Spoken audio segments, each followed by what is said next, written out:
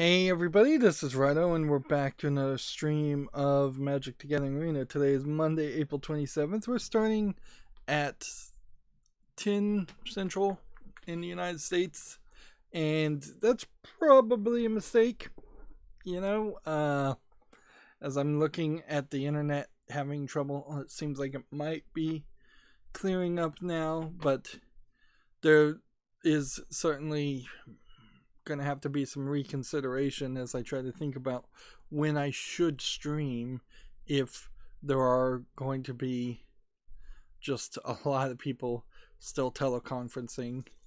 I guess I was streaming early enough before 6-7 Central Time. Probably put it a little too early for some people. But also, inherently, you have this problem as a YouTube content creator. You want to be streaming when people would be online. When people are online is when the network is at its worst. So it's a catch-22 scenario.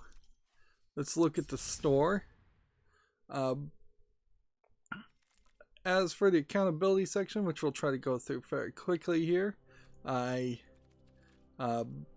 played some of Castle Crashers, which is such an abbreviated hack and slash game with RPG elements that really doing one level is very, very similar to doing a different level.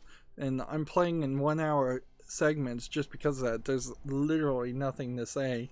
It's a lot of button mashing with very little success or reward. Here we have a new workshop that I guess we need to do, so we can look at this. It's not terrible, but it does have a weird experience that's, I don't think, very thought out, because there have been several times in Castle Crashers while I'm playing it as a single player game mode where I've just died and then had to start the whole level all over again. And the levels aren't full of hundreds of enemies. Instead, they are usually 5 segments of groups of like 5 enemies, usually all 5 of those enemies being the exact same enemies over and over again. And then you'll maybe get a boss enemy in the middle, or maybe a sub-boss and then a boss. There's a lot of different lands in both of these decks, and it seems to me like these are attempts at teaching companion cards.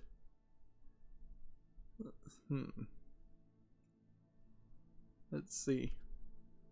There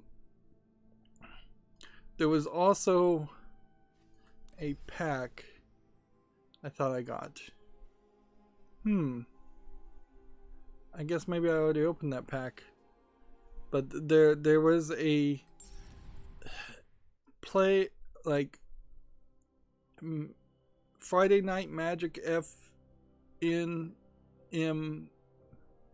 and then AT and then HOME, all one word, gives a code out for a packet, and it gives you something, so I'll just mention that.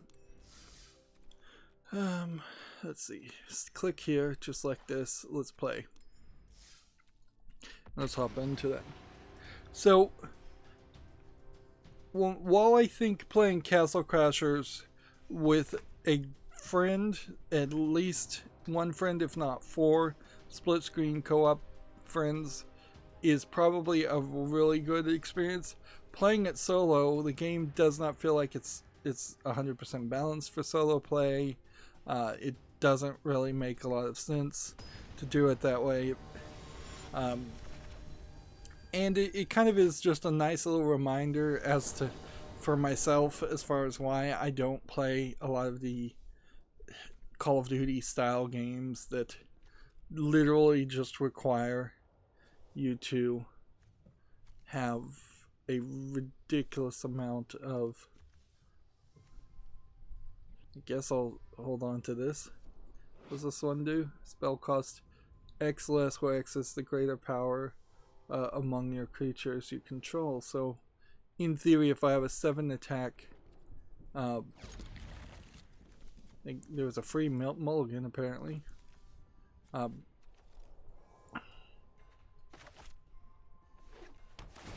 So yeah, it is a nice little reminder, and I'm gonna probably be a little bit, I guess for lack of a better term, unenthused with the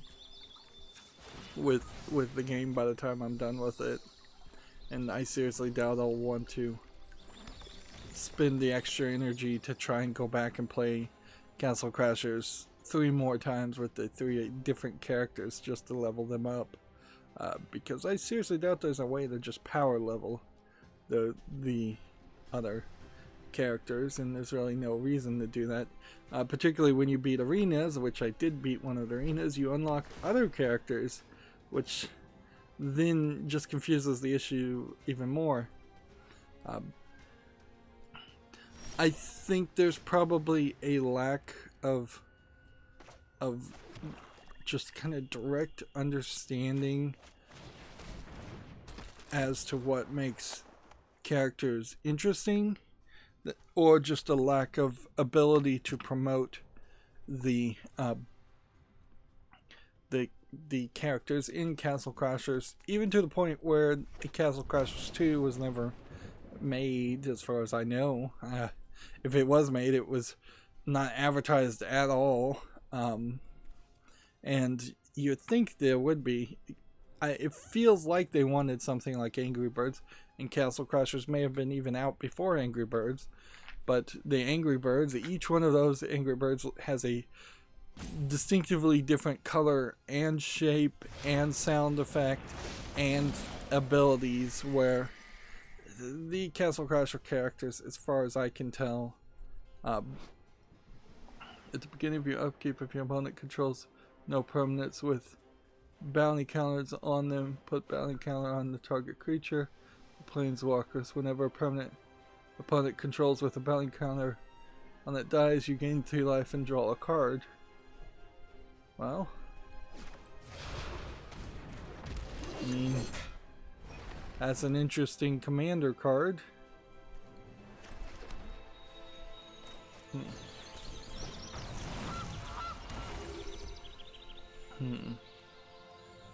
And nothing really is stopping me from not attacking,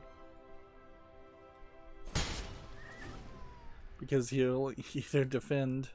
Well, actually, this guy has first strike. There was not a good reason for him not to defend.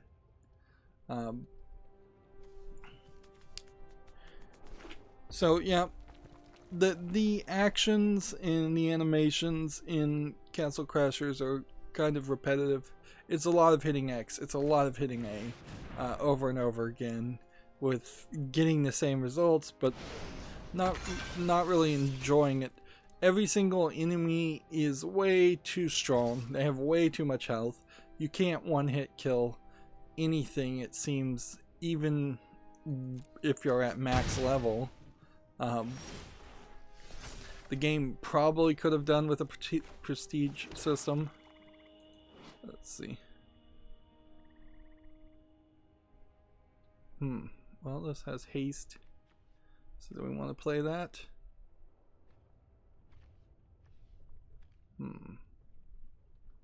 Or do we want to do this?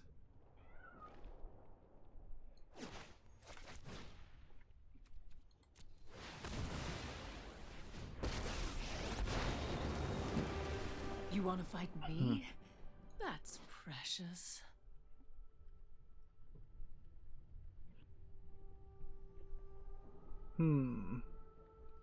Whenever you cast your next creature spell this turn, search your library for a creature with lower converted mana cost. Put it onto the battlefield. Interesting. And do we want a 3/3 with reach, trample, or vigilance? Reach, I guess. I call, and Decoria answers. And see, this is a phoenix, so it would come back to the field, which makes it a nice commander. The other thing I did besides playing Castle Crashers, which is basically all I'm going to be doing for probably the next week, on top of streaming Magic on Monday, Wednesday, and Friday, is uploading videos. And I also took some extra time this weekend to take a break, take a weekend off somewhat, and watch the Amazon Prime original series The Tick, which is way more adult than That's it. I'm done. than the cartoon, and it kind of feels, I like it, but it kind of feels like you're getting a Shakespeare on Ice experience instead of Shakespeare. Really, it feels like there was a great argument to make that that the story that the Amazon Tick tells really has very little to do with the previous Tick cartoon or any Tick comic book that may have come before or after that cartoon. And it definitely feels like the story of The Boys, which is a very adult superhero show, was being tested out with the story of the Tick. The themes are almost identical, with one being slightly more family friendly, the Tick being slightly more family friendly, but still not really something you would want a young 8-year-old to watch, whereas I'd probably be fine with an 8-year-old watching the cartoon. In my hazy, I probably never even watched it, memory of the Tick cartoon. I also watched a terrible series called Tales from the Loop. That was an Amazon Prime original. I was just looking at the originals in general. And yeah, it was not good. Mostly because it runs into a problem of basically not really trying to accomplish anything, like, or having one big a goal of trying to tell a story of sentimentality or a story of a moment, but not really being written well enough for that to work, because nothing great happens in any of the episodes. It's like something happens in an episode and the people are worse off, and it really is just like, here's the event that ruined this person's life, here's the event that ruined this person's life, here's the event that ruined this person's life, or at least drastically negatively affected these people's lives. And there's like one middle episode where that is best shown, where two characters are able to freeze time and live effectively a lifetime together, and eventually they break up. They go from being romantic and in love to kind of hating each other, and it's like, okay, that's the entire story. And you get an episode much later that's sort of the exact same story, and this is supposed to be some weird like futuristic world, some kind of alternate reality that feels like it's taking place in the 80s, but has a lot of like technology that looks like it's from thousands of years in the future, potentially. It almost kind of feels like Eureka, the sci-fi series, if Eureka did want to be a comedy or entertaining. And it's all centered around this, for lack of a better term, research facility called the Loop. And that doesn't really get resolved. At all. You never learn at all what the Loop is or what it does or anything along that line. So that's annoying. I would say that the Eureka sci-fi series perhaps somewhat ruined themselves when they did explain what the big secret was at the end of like one of the seasons. But overall, Eureka I think was way more enjoyable. And then Eureka basically turned into Warehouse 13. The same concept, except for instead of science, now the items are magic, or the triggering MacGuffin of each episode is magic. Which, fair enough, but then Warehouse 13 had to throw in science to try and somewhat explain the magic away, so that there's some kind of magic system of something that explains it. Did I watch anything else? I briefly flipped my broadcast TV over to Disney XD and found out that there is a series called Player Select that is literally, I think it's called Maker Studios, video game content creators like Markiplier. I think Maker Studios is signed with all of them. So they literally are just on Disney XD showing kids YouTube gaming content. It's maybe with a pop-up video VH1 element on top of that, but that's pretty much the only thing that's different.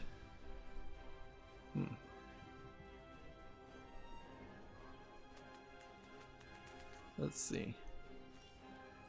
Wonder who I would have that I could return.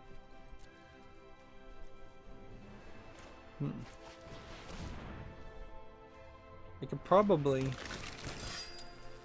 return this.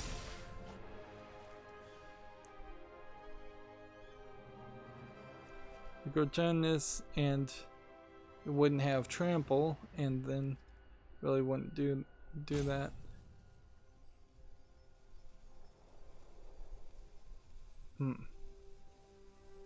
Two +1+1s, then everybody gets -4 and -4 until the end of the turn. That would clear some things out. I don't know if that's what I want to do per se.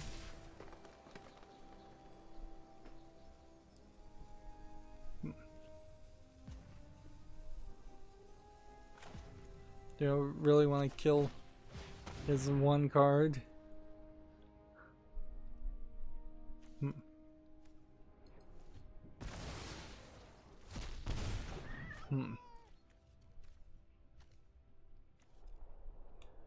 Let's see.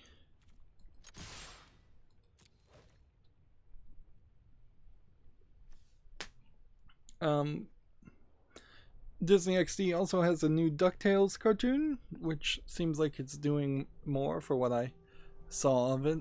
Like, I watched maybe half of one episode, and there was a lot more characters, and the Huey, Dewey, and Louie characters seem to be very different characters, whereas they, in the original cartoon, from what I vaguely recall, were kind of all the same characters. And then the other episode I saw half of, if not, maybe I watched most of it. I was really, really bored, clearly. Bored and just not making content. Because an hour straight of playing Castle Crashers can be a little too much to want to do 2 or 3 of those in an 8-hour period. The other episode was like a Darkwing Duck episode, which they kind of integrated that into the DuckTales universe, which I think is kind of the idea that they wanted to do with the idea of DuckTales, but I don't feel like that actually is the actual thing that happened there. I don't feel like the original DuckTales cartoon actually was Darkwing Duck also. I think Darkwing Duck was his own separate spin-off story. And I don't know if somebody is a fan of Jim Sterling or what, but they named a character named James Stanton to play the actor in the cartoon that plays Darkwing Duck, or the new,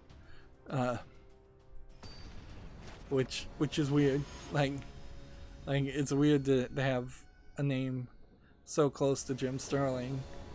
But then again, I guess Jim Sterling is not Jim Sterling's real name either. It's his pen name, so I don't know. I also wouldn't be surprised if it wasn't just straight up some kind of pandering or friendship between the creators of Darkwing, of the DuckTales cartoon, and Jim Sterling. Although I don't think he has that kind of friendships, really. Like, he really seems to only have a few connections.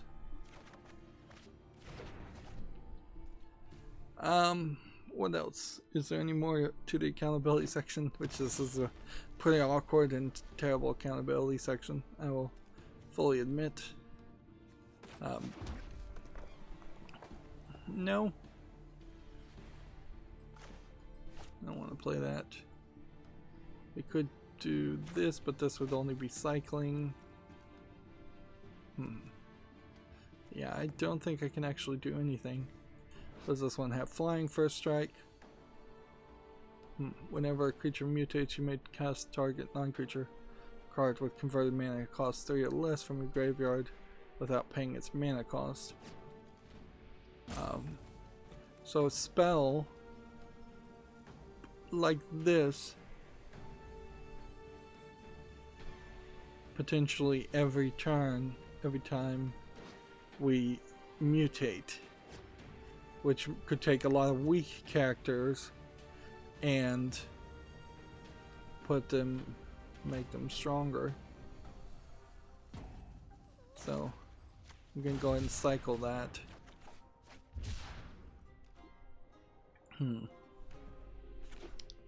Yeah.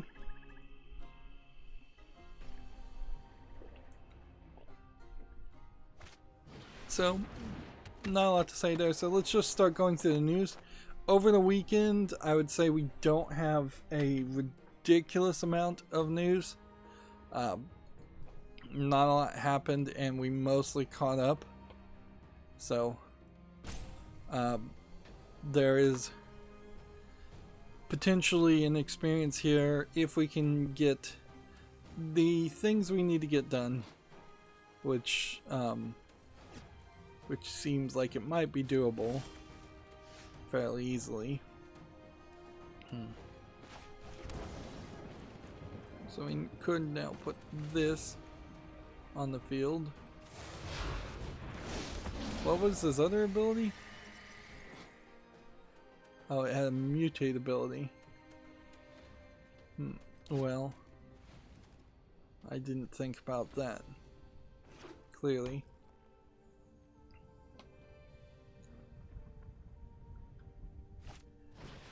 Yeah.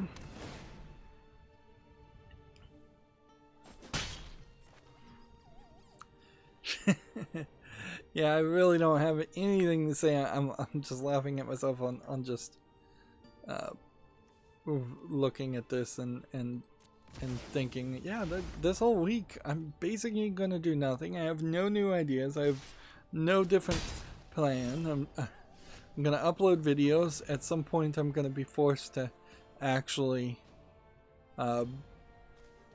actually schedule the videos that are uploading, but that's all that's gonna happen. It's looking to be a pretty dull week, at least for me. We'll see what happens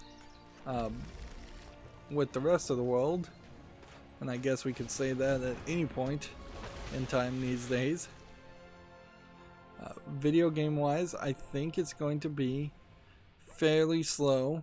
We are now going into the summer seasonally, and probably that means the summer is summer break for most public schools and such, as we're going into that also, which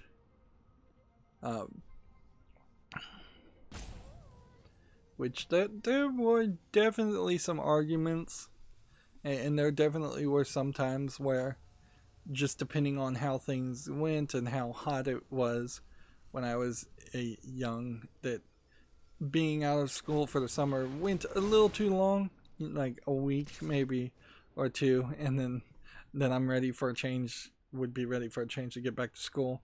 That being said, it was almost every year that right around the fall time frame I was ready to be out of school. So it, for me, the schedule system never really worked. It would have been better, I think. It would have been better, I think, if there had been a break.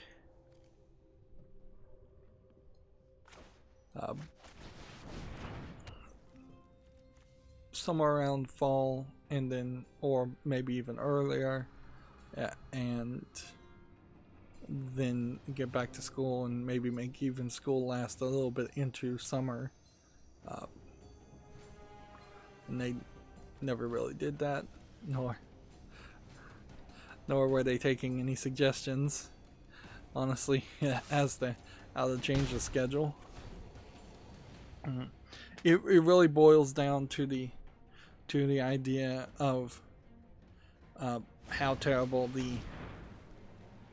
the working conditions are in the United States. Is that at best, if you get any holiday or paid times off or vacation days of unpaid times off, you're maybe getting 2 weeks out of 365 days, usually, unless you are a teacher. And then if you're a teacher, you get the summer off and then don't get paid for the summer.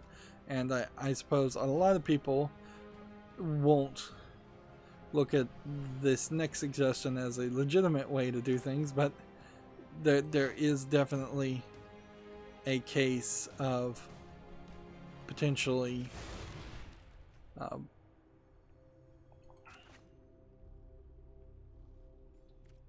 you can't do that. There definitely is a case of potentially just having just losing your job or quitting, and every couple months. Sacrifice search for the library. What do we want? No blue?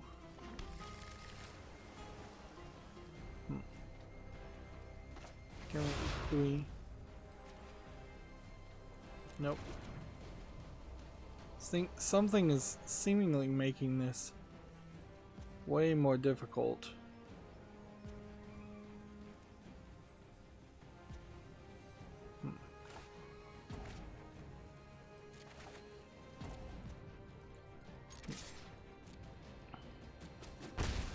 But yeah, ideally, I think I'd like to work maybe 4 months and then take a week to 2 weeks off, work 4 months and then take a week and 2 weeks off, and then that would be 9 months in total. And then so 3 months or 2 months and a week off. That last week of Christmas would be particularly nice. So, and whether you're working on holidays or not is drastically different based on your job and your boss. Otherwise, you're not getting those days off. But the individual holidays, as they are in the United States, and even when you combine them to get a 3, maybe 4-day weekend off, it's never really quite enough, and they're too random and infrequent. It would be nicer, I imagine, if you just had like all of Golden Week off, like they do in Japan. Although maybe Golden Week has no relevance to people in the West. So, but it would line up nicely if nobody around the world was working during Golden Week, or all of a week off for Valentine's Day. Like each of those holidays that are the big holidays, the ones that really matter, would probably be better if they got expanded. And then maybe you get rid of things like President's Day and merge that with like a 4th of July day. Like, yeah, that's what I would do, is try to kind of merge some of these holidays together, and then you just have like Patriots Week.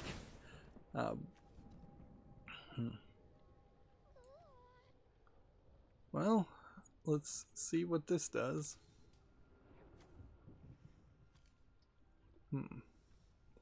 Do I have enough to mutate onto this creature?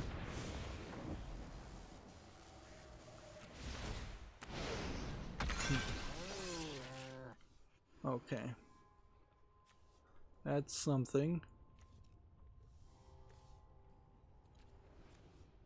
Do I have anything that I can pull off here?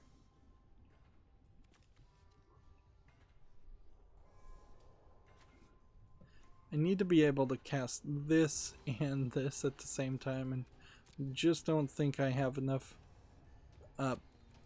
attack, enough mana.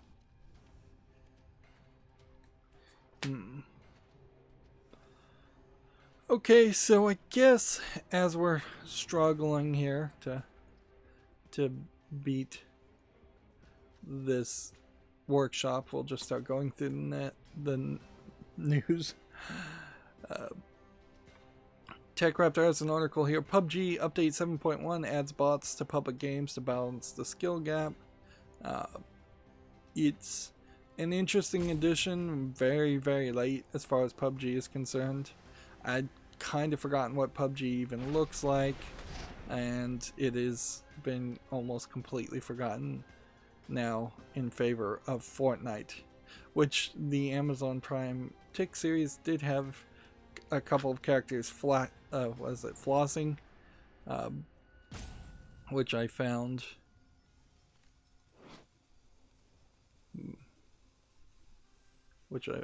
that irritating. I don't know why he's gonna have this creature fight this creature, but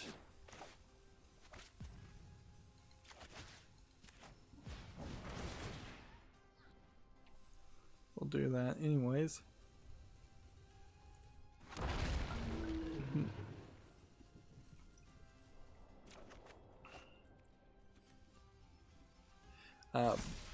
The Tick cartoons, though, I think are the Amazon Prime live action Tick show. I think it's kind of old, so flossing may have made some sense then, but also it just feels like the TV producer there said, let's have them have an awkward dance, and they picked that because they'd seen their kids doing it, or let's try to make this appeal to kids more. Unfortunately, kids are going to realize that they look like complete idiots flossing, and they always have. But previous generations had the Macarena too, and that's pretty dumb.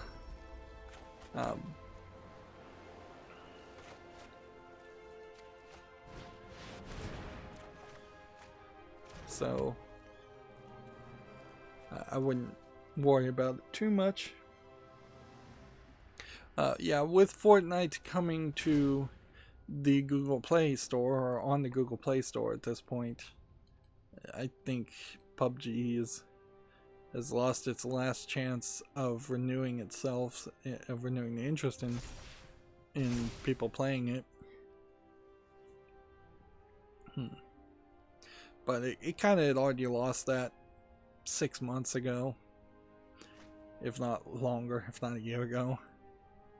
And Fortnite is more the interesting story to tell, that it has maintained popularity, because it would have been totally believable that people would have gone from PUBG to Fortnite to something else very quickly.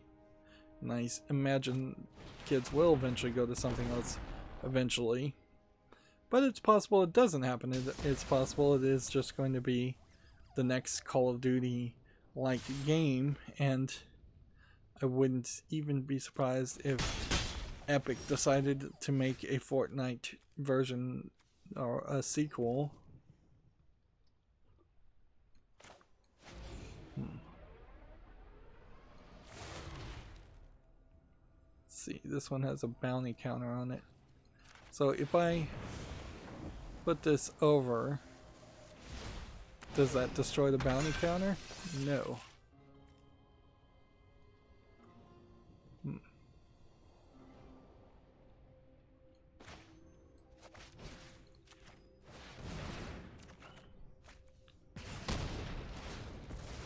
Finally get rid of that guy.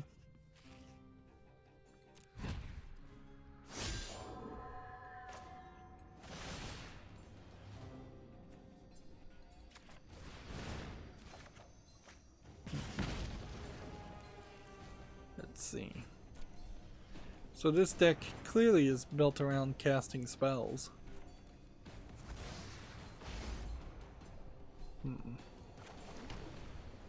Should have played this, actually. That was a mistake.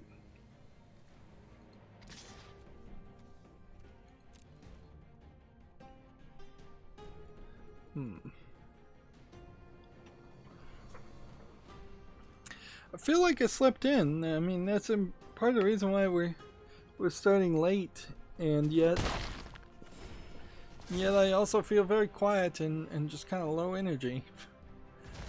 Just way more chilled and laid back and relaxed than I probably should be. But also, I guess it's nice to just be able to play Magic and not have a burdenous like thought in the back of our head where it's just like, oh yeah, I'm gonna lose again, we're gonna see 20-30 games of me losing before I can get 15 games of actual victories for the daily 15 wins. Yeah, over the weekend I could have been and probably should have been playing more Magic, just getting more levels up.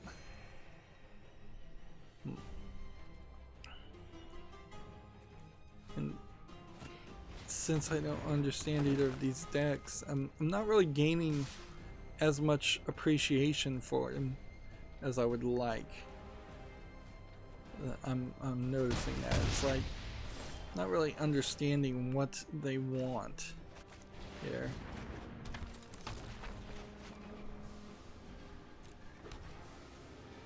Let's see. This mutates.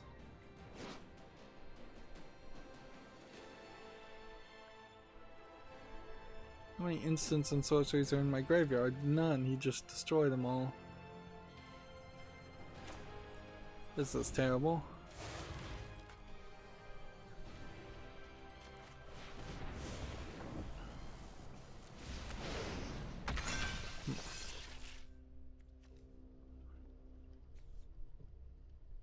So I need this potentially to mutate on top of this.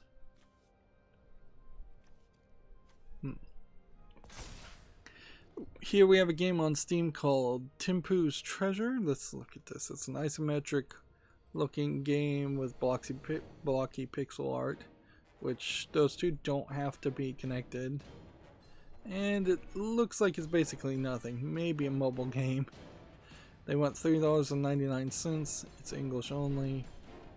It doesn't look visually impressive at all. I did want to go to, let's see, A world of monsters? how do we This get is my paradise. the Steam blogs? Because that's what I'm trying to look at, is what was the games that sold last month, because I don't think we've actually gone over that. Let's see, community discussions, broadcasts, store, Beauty lies in variation. news. There we go. Can we get to Steam news?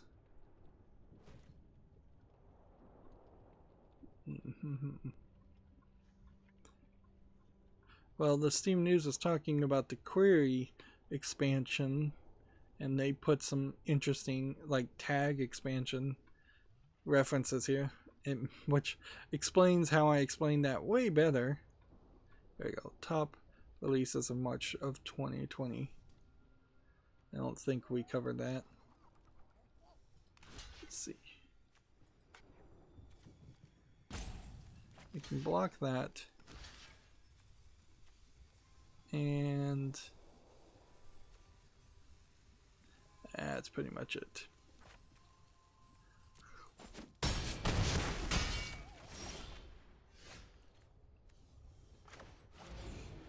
Mutate this over, might as well over.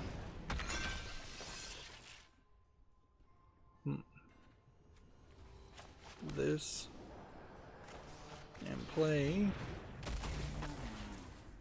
and we will do how much damage?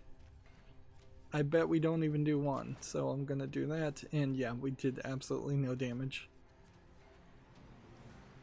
So we've been able to basically play every card we've gotten, and I'm still gonna just lose, because it feels like playing this 3-color mana deck is really just a case of such a late game combo strategy that I would have to really understand, and since I don't understand it, I'm going to lose with it. I also wanted to mention that I looked at my chat, and for some reason in the last stream on Friday, somebody said hi, and it didn't load. Like, it just didn't load until after the fact. So I was not intentionally ignoring that person. I don't remember the name. Apologies again. But like, literally, I had the chat page open, and it wasn't until after I stopped streaming that your comment showed up. Generally speaking, you have to be fairly annoying in what you're posting on the chat for me to ignore it, or you're commenting to somebody else, but even at that point, it's not like there's 2 or 3 people usually even on chat, so I can just repeat and relay the comments anyways. The thing about these mutate cards, though, is they really don't benefit from being sent into the graveyard after that point. So there's not a strategy I've seen so far, at least, where you could mutate the one creature 5 or 6 times, and then that would send 5 or 6 characters to the graveyard, which then would potentially do something like deal damage, like Vindictive Vampire would do. I imagine if you had Vindictive Vampire and some characters like that, they would pretty much still just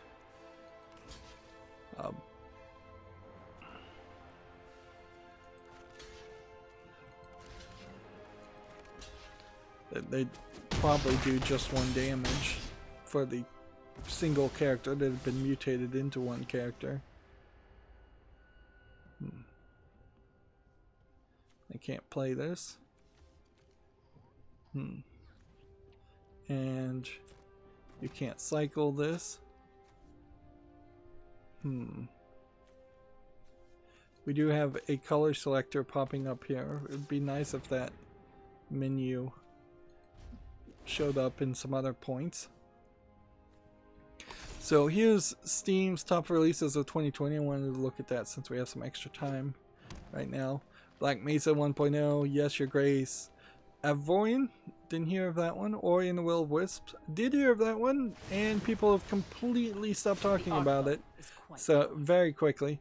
Another great example of a game that was just like overhyped by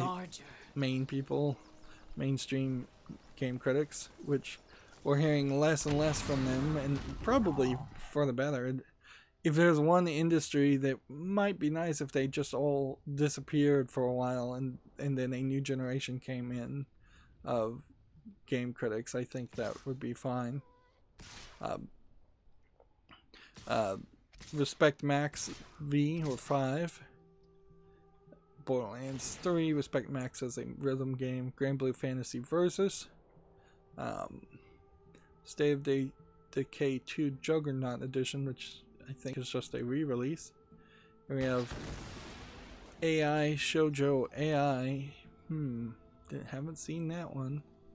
Let's see if we can. You can't link to it, so there we go. See how that works. Did that lose my point? No. That is weird. We're on a web page and yet it's doing its own right-click pop-up. No box. We've lost here. Doom Eternal. People mostly done talking about Doom Eternal also. I don't think it did anything that was unexpected. It was great by all reviews, and it was expected to be great. So, yeah. There isn't a lot to say when you meet expectations. The only thing people have been talking about is the soundtrack, which they claim they're going to fix. Panzer Corps 2, Half-Life Alyx, Trails of Cold Steel 3, Bright Memory, sold. Great. This was the one that looks like that tech demo, and I'm not sure if it is or if it isn't. Idle Champions, Forgotten Realm is probably free to play. Last Oasis, I saw this, but I literally don't remember it.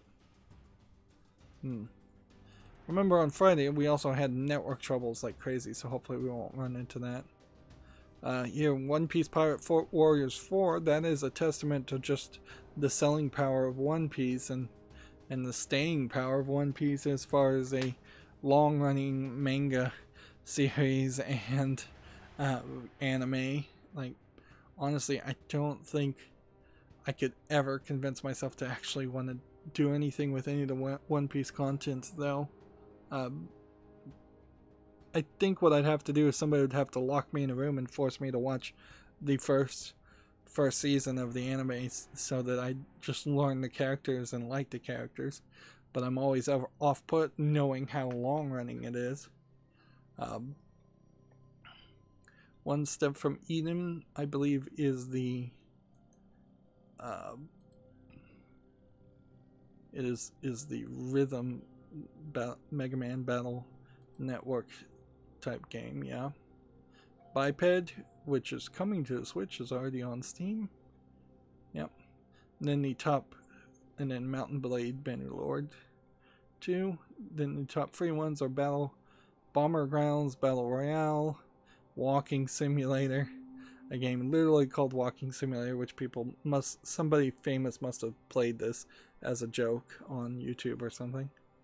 Rakion, Super Bernie World actually made it, which that's already an extremely dated game since Bernie Sanders has dropped out of running for the Democratic candidate for U.S. president, pretty much.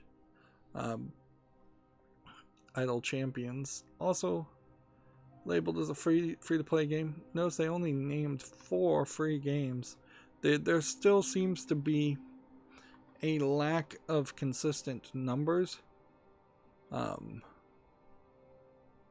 as far as just who they want to name.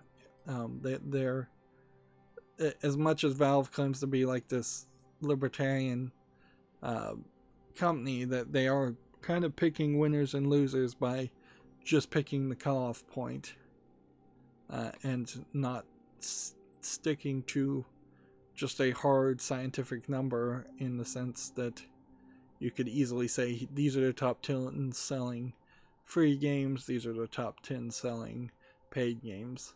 Even if they did the top 10 selling paid games and the top 5 selling free games, that would be fine. Although people would still call them out and go, why aren't you just doing the top 10 of both? I think that is the easiest thing. It's just have the numbers, do the top 10 of both, and be done with it.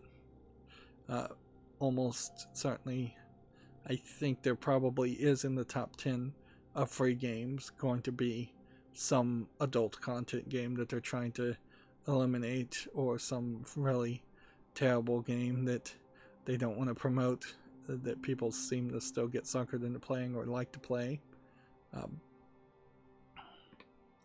Alright. I think I'm playing against bots right now too, so there's not really any good reason why that wouldn't have worked.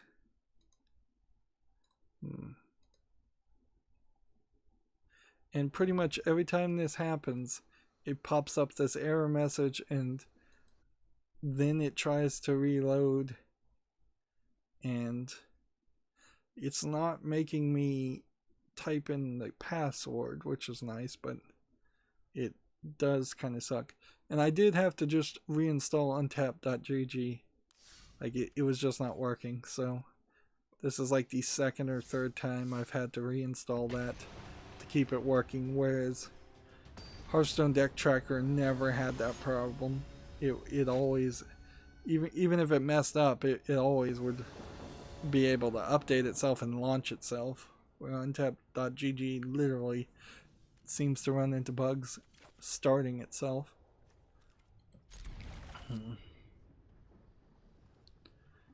Alright.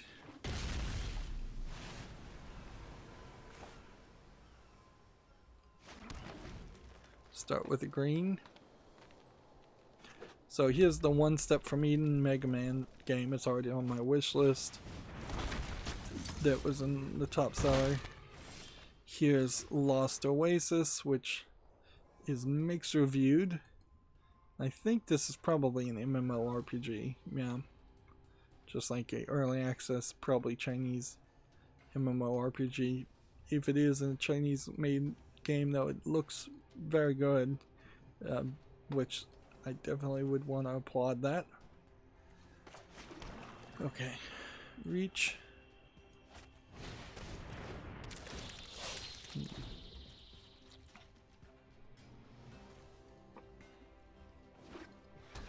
And then here's that game, AI Shoujo AI, which feels like this is probably, yeah, it's tagged sexual content and nudity, and this feels like this is probably a romance simulator MMO, for lack of a better guess.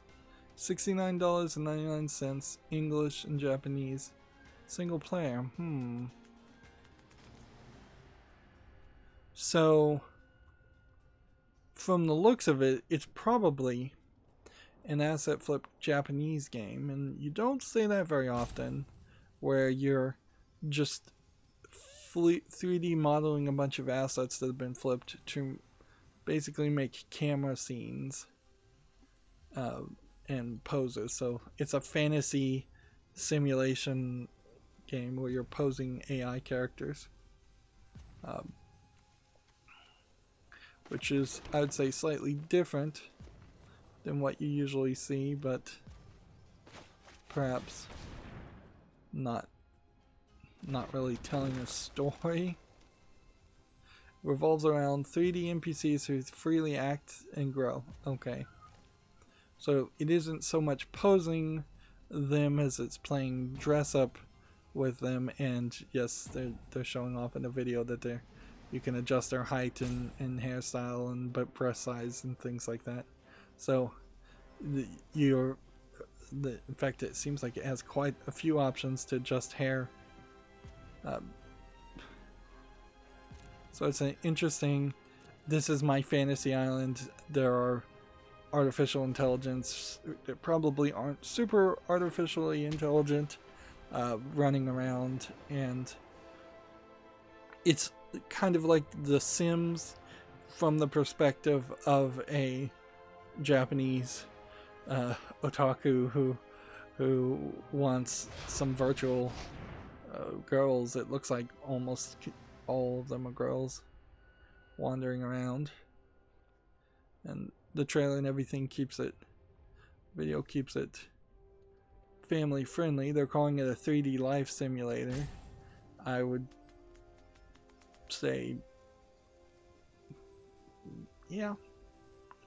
Now, when you compare this to having watched a video and looking at these screenshots, like when you compare this to The Sims, while The Sims have a lot of systems that are somewhat gamified, but not greatly well gamified in my opinion. It's not really a very good game in my opinion, The Sims.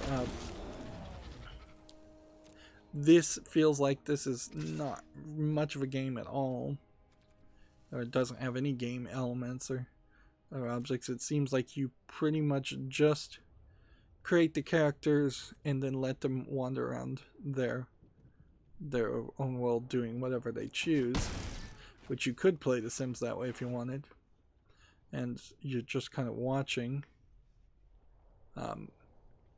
You might also argue that this is something close to like a pet simulator, like Hey You Pikachu, where maybe you are having minimal interaction. But there is something nice about the Japanese perspective here on just the way these characters look. And I would still say this is probably an asset flip game for the most part. But it's unique in such a way. So I'm going to put it on the fall list and give it some more thought. Because, yeah, there might be something you can do there. And the nudity / sexual content in it may very well not be anything that's a real hindrance. It could be simply a case of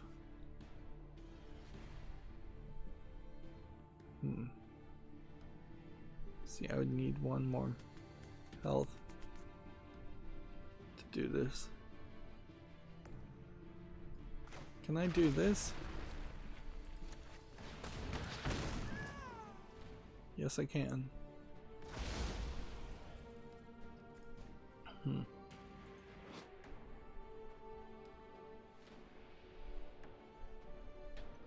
This would be a 1. So then I can just get rid of a creature so he can't mutate and keep leaving with the humans.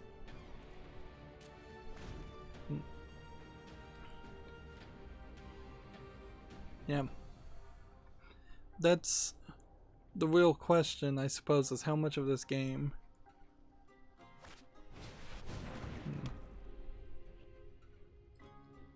how much game is in this game?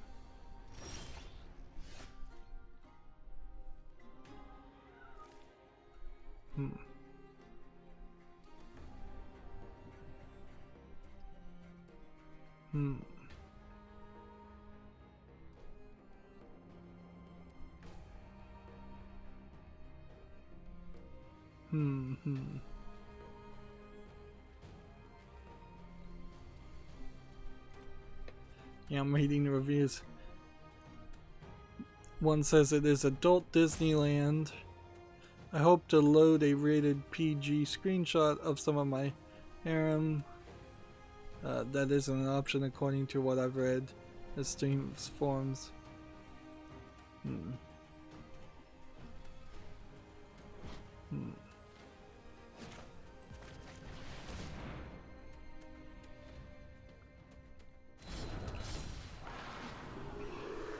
Probably should put this on the field fairly quickly.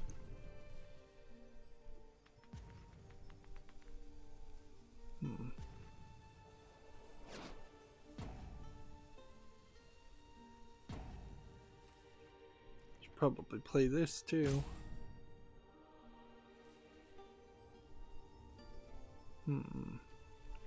Yeah, this whole thing seems to work around the idea of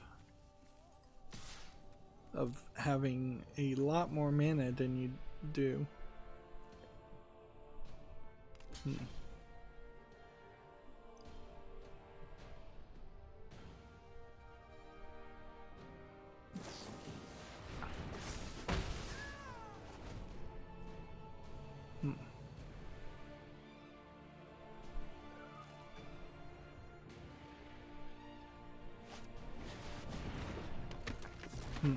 Yeah, there's one review here says that you need to download the official uncensored patch and then the unofficial uncensored patch.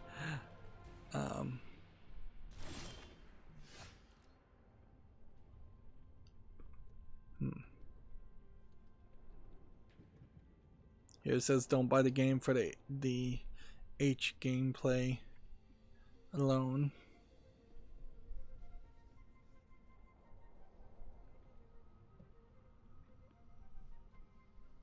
Apparently you're teaching the girls about life, and however you want to take that.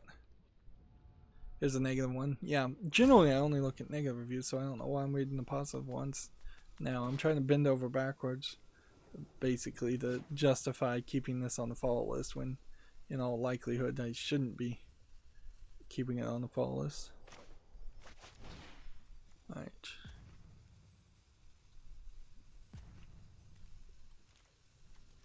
Let's see.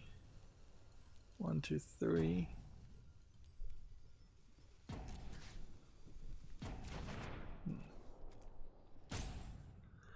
Oh, this is just not going well because it's taking too long. I'm just not playing. Come on. Let me play this. Yeah, the negative one says boring, uninspired cut and paste assets to where it cannot decide whether it wants to be a survival simulator or a poor excuse for a recreational excursion. Too expensive for what it offers. $30 would have been a better price. Yeah, I kind of agree with that too.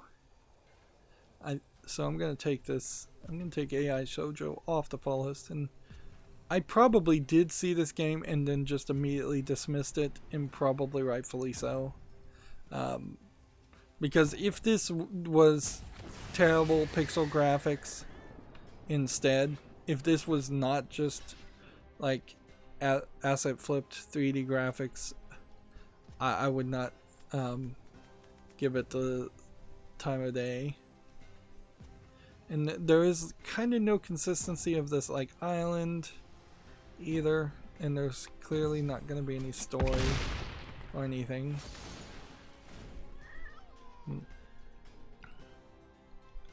Man, I'm just moving slow today.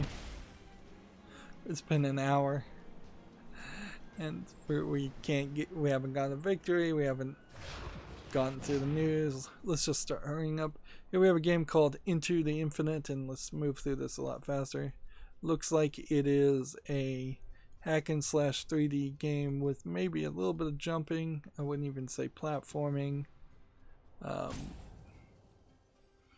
There's a lot of visual stuff going on, a lot of flashing in this trailer, and a lot of swapping from places to places to make it look like there's more action going on than there really is. Where I suspect that means they probably recognize that the game is fairly slow.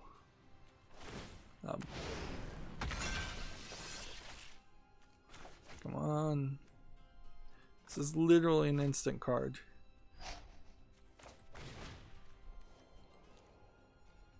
One, two, three.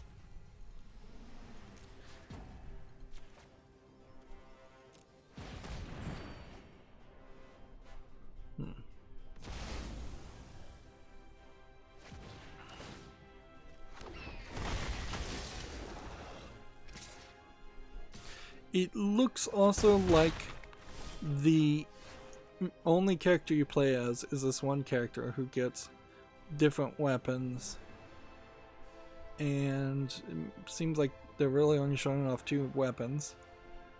They want a controller. It's free, so I guess the price is right. English full audio. So I'll just, I guess, say if this looks interesting and worth your time, check out Into the Infinite since it's free. Otherwise, I think most people will not give it the time of day.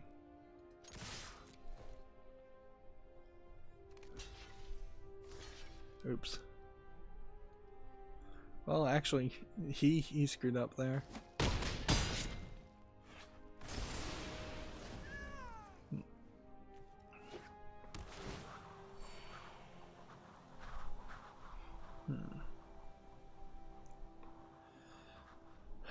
TechCraft has an article, future Five Nights at Freddy's Pizzaplex title leaked through merch. The idea that they're going to make yet another Five Nights at Freddy's game doesn't surprise me, though. Like, you really can't get away from it. The creator of Five Nights at Freddy's is not good at making any other games, and none of his fans of his previous games have any desire to see him make any other kinds of games. So he's trapped in what is an artist's hell, in the sense that he's known for one thing and he just can't get away from it.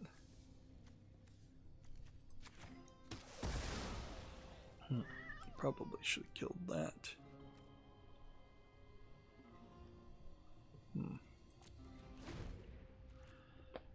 Next we have a game on Steam called Nations at War Digital, which looks like it's a board game being converted to a PC game.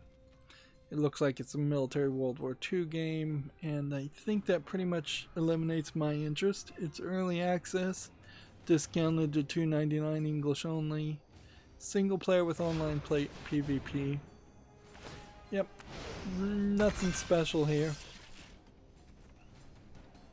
I think it probably should just boil down to the idea of, if you've never had any desire to play a World War II board game in real life, there's no reason to consider playing a World War II board game in digital format.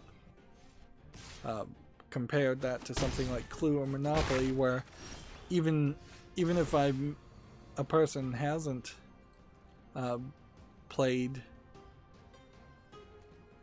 Monopoly in the real world, they probably would have had some desire to at least play Monopoly in the real world.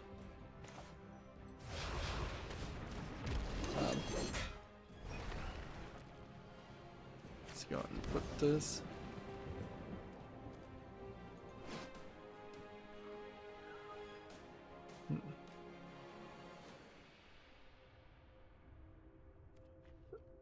So if I reveal this card, I could do 5 damage to something.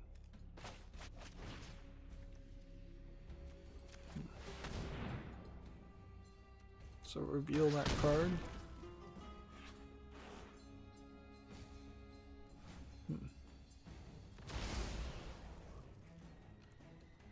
And no attack.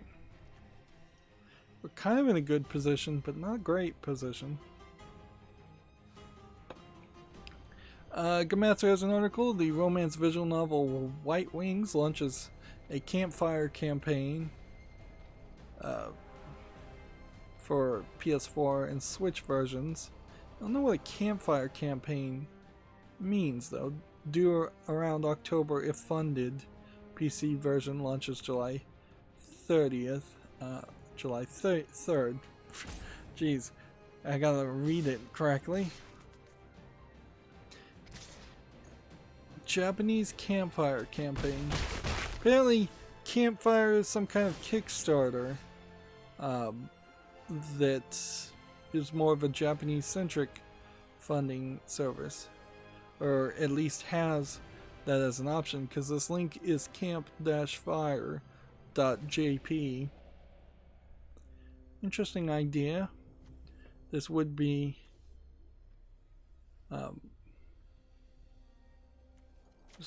one of those characters that it would be the first time that a Japanese company has tried to get into the Kickstarter model. They're behind Western companies, and I wouldn't be surprised if that does mean that they'll try it and be about as successful as Western companies have been also, which is to say not very successful, and then I imagine they'll abandon it. I would say Japanese companies have definitely tried harder to get other people to fund their developments of their products. The idea of production companies and diversifying the financial risks is something that they have been trying to do for a long time. And it sort of works for them. But it does create a problem where no individual company has any personal loyalty or ownership of a product. So a product will make one season of an anime or something along that lines, and then they will give up on trying to really make any more, because if they had to make any more, they potentially would have to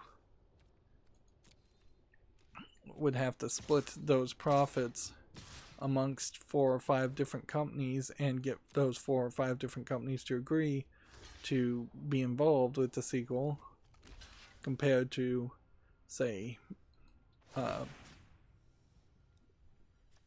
are we doing here? Fight another target creature. There we go.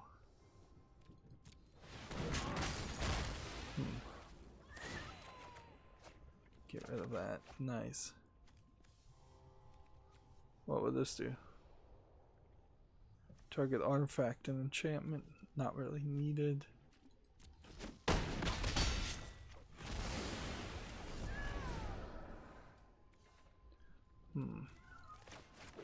Play that. And then we're gonna have this, and hopefully this will play out and work for us.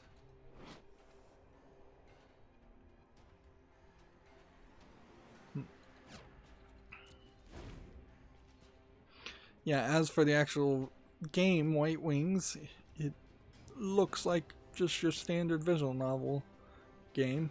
So, romance visual novel, so nothing new to say there.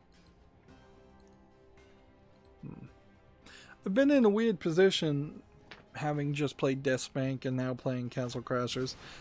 There's definitely going to feel like there's a long period on my channel where I'm putting out content that is pretty similar compared to what I originally wanted to do when I was young and optimistic and energetic with my YouTube channel, which was to have 3 to 5 different styles of games airing all at the same time. And then it was YouTube directly that says, no, you can only have 3 because we're only going to give you 3 notifications. And then it took a while for me to realize in those 3 notifications, one of those is your live stream notification. So the live streams, which they promote and algorithmically try to make more people watch, are just way more important.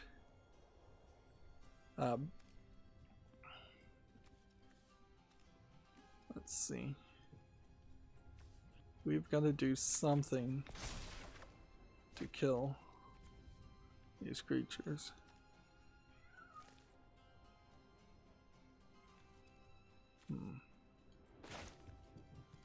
Just gonna play this. And then play this. And let's not play that.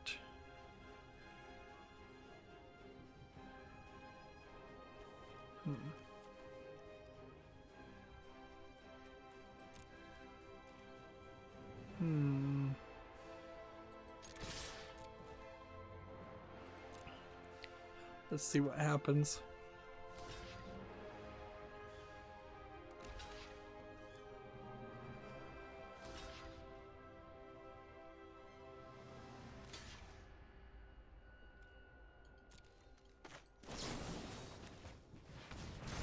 Got him. I probably should have used that, sacrificed that to destroy that though. Oh yeah, that would have been a smarter move instead of bringing him back. Yeah, that was dumb on my part. TechRep does an article here. The Flower Collectors presents a unique whodunit. This is a Ludonarracon game, which they're gonna be talking about a lot of these indie story focused games. I have no idea why that bot decided to surrender, but I am happy to take that victory and never play any of this again. And our Haversack of Favor gave us 250 gold and 25 XP. And a new card, which I can't really complain about that, but that definitely sucks. And now we have another Mastery Orb, which, what were we gonna do? We're gonna get back on track and place these Mastery Orbs in a counterclockwise order to get the outer rings, then we'll get the inner rings, and then we'll start doing the next group. Yep. So we also got a free draft token on top of that, so we will use that on Wednesday to play draft. And we have 3 copies of this card and 1 copy of this card. New. And apparently we got that reward. And they were showing me that I'd gotten the reward before it even showed me that I've gotten the reward. Black and white is now our choices as far as what we're going to play. And we're not getting up unranked in the next 3 days. So let's just save ourselves the frustration. Let's take this white test deck and start playing. And let's try to burn through the news and see what we can accomplish. Now, I think it is probably only fair to say that there is a decent chance that as we approach summer, it will be particularly hot, and so I wouldn't be surprised if I start just feeling a little less energetic than even I am right now, which is insanity to even think about, but yeah, I think I may even slow down a little bit more. It is just like, how deep can the well go as far as the lack of energy that I could have, and it can be very low, but between just sleep problems, I honestly am not even sure I don't have some form of narcolepsy. Yeah, besides insomnia problems and just being in pain and being hurt problems and just being unhealthy in general problems, that on top of heat, on top of, hey, let's face it, nobody's doing mentally great right about now, with all of the pandemic trouble. So I could see that there could be streams. I probably will stick to the Monday, Wednesday, Friday streams, but I could see that also I just barely get any pre-recorded footage done. Maybe don't get any at all. Maybe just sit around and watch a lot of Netflix and other streaming services if I'm actually am gonna, like, the thing about Amazon Prime Video is that there really isn't a lot there to watch, like, unless you want to watch old movies, old Western, not Wild West cowboys and Indians movies, but I mean, if you want to watch old movies that are in the United States or North America as their main audience, or old TV shows that do the same, that's pretty much all Amazon Prime Video offers, whereas Netflix tries to do the original content, which can at times be good, but very often it is pretty bad, or they bring in weird Asian movies and shows from other countries, or weird Indian, well, Indians are Asians, but yeah, they get more of a worldwide selection, which kind of guarantees that you'll see something different and something new, which is always nice.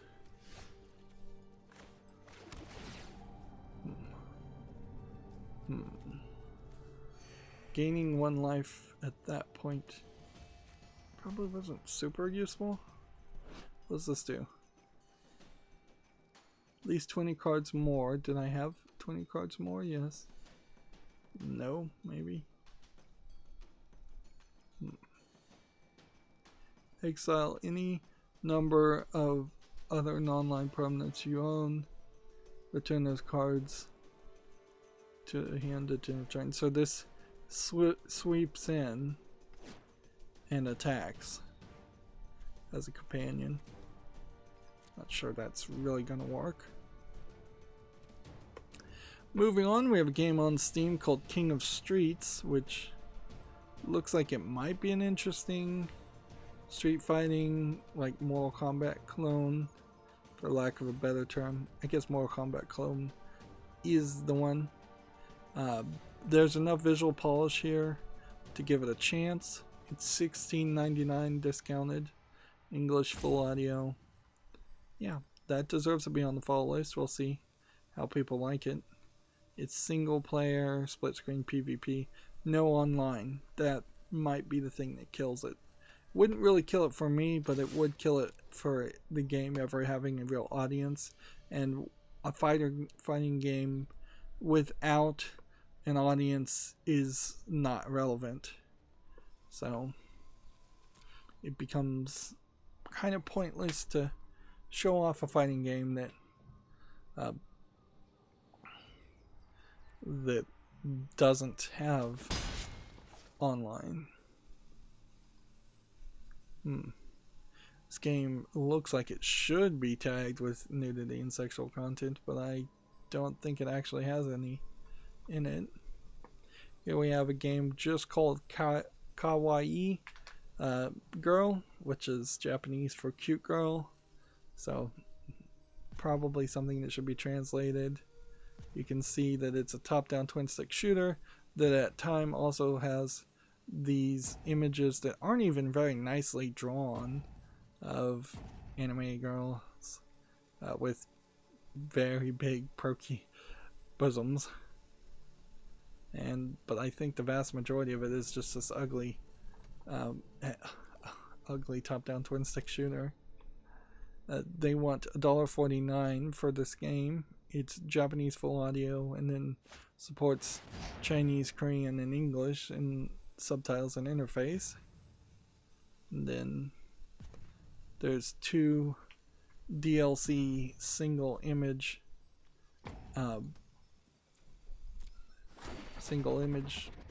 content pictures of girls that they're saying click here to download.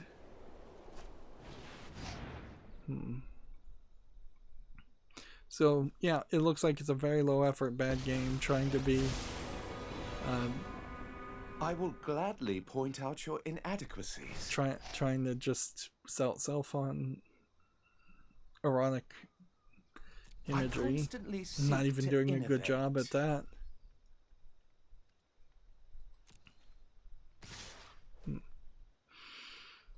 And yeah, I will say at this point, it does kind of feel like you could make a very good argument that there's just too many of games like that. And I would, and I probably have been consistently saying that some curation is due as far as quality, because I am not particularly a person who's just going to be so extreme on the free speech idea that Steam as a storefront should just be this public forum for free speech, because it's never been that. Nor am I going to be so extreme to say that in kind of like a free love pro adult game stance, I'm not going to be so extreme to also say that means every single scammer or low effort incompetent game developer should be allowed to put their games on Steam just to or put adult content in their games to try and trick 16-year-old boys with their parents' credit cards into buying it. I'm first and foremost interested in seeing quality games, and I'm willing to consider at least or discuss a trade-off for more quality, because we are not just a gadget. Steam really does just fall into this bottom of the barrel situation. Now, the bigger question is, does it really affect normal people? It probably doesn't. In the same way that YouTube has millions upon millions of garbage videos, but because nobody's watching them, they're not getting up in the algorithm for anybody to see them. But then also YouTube runs into a problem where if you do want to see something new, it can get somewhat hard, because the algorithm is just so strong in YouTube's case that it will just say, no, you've got to watch this, you've got to watch this, this is the only thing we're going to suggest to you. I have definitely seen that as a consistent issue. It's like, I'd like to see something from a different content creator on the same subject, and they're like, no, you've got to watch PewDiePie's gameplay of Minecraft, or you've got to watch Mumbo Jumbo's gameplay of Minecraft. And it's just like, you have to then, if you want to curate your experience around that, you sometimes just have to go, I'm not interested in this suggestion, I'm not interested in this content creator. I have definitely run into content creators that just make such a bad video on a subject I'm interested in that I have to just say, don't recommend this user's content ever. There's a lot of ones out there that just kind of pander, and when you remove the pandering, when you remove the filling for time, you just kind of have nothing as far as any meat on the bone as far as what they're saying. Cinema Sins is kind of a great example of that. It is junk food content. It doesn't add anything. It doesn't critically review any of the movies it talks about. It just labels a bunch of things as a mistake, often incorrectly, and just lists them out to make a listicle video. Moving on, we have a game on Steam called Namco Cards, which is cat girls in a kind of card game, although it seems like you're almost trying to solve a puzzle by laying out the cards. Like, I really wouldn't know how this actually works, and maybe the cards in this are getting leveled up, and the actual gameplay mechanic is this. It's more of like a dungeon crawler. It's early access 319. Then it has some DLC. It's English, Japanese, and Chinese. I would guess this is probably a Chinese game by the looks of the thumbnail, but I could definitely be wrong. But overall, there's definitely not enough action going on. If a game looked like this and it was from the 90s, I'd be alright with it. I'd be like, okay, that does seem like something that looks good enough for a 1990s PC or a Super NES to play with and use. But since it is a brand new game, it looks like it's trying to be low resolution and a little bit, well, I won't even say pixely, just low resolution and nostalgic looking for no good reason. Oh, I suppose this is video game related. Someone in Japan said that they were going to give away 100 Super Famicom, basically Super NES consoles to kids, since they're all going to be doing remote learning and stuck inside and not able to go outside and play. Not that there's too many older Japanese people that are going outside and playing as much as they were going out to movies, and the parks do exist, but it really does go to show a lack of understanding in general, because if kids in Japan are playing video games or even know how to play video games, which I imagine most of them do, they're either doing it on their phone or they're doing it on their Nintendo Switch. They're not doing it on a 20-year-old console.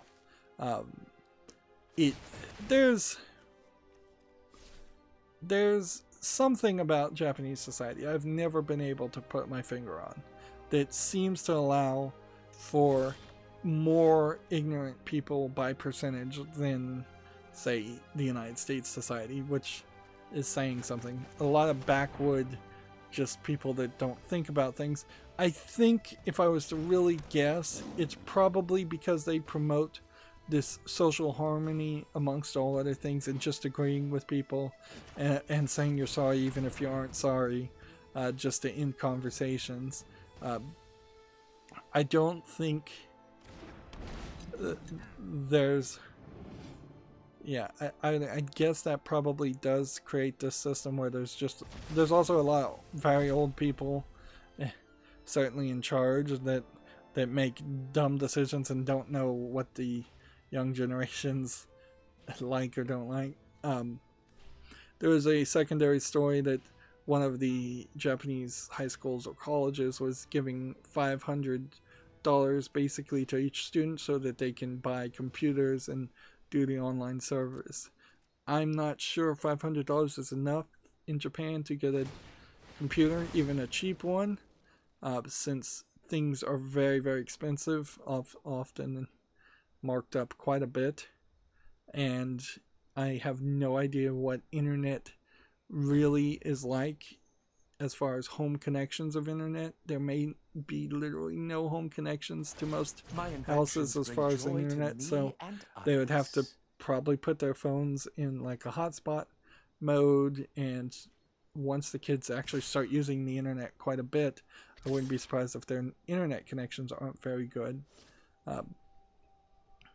Inside Japan's own country, the internet might be great, but if they want to connect to anything outside of Japan, I wouldn't be surprised if that's a lot slower, because either you're going to be transmitting that via satellite connection from Japan to, say, Hawaii, and then probably from Hawaii via an underground connector to California, and then across the United States, and then potentially across the rest of the world. Or you're going to have underground wires going to like Singapore from Japan for the internet, and maybe going to Russia, maybe going underlying cables to South Korea, or you might have some that you try to get to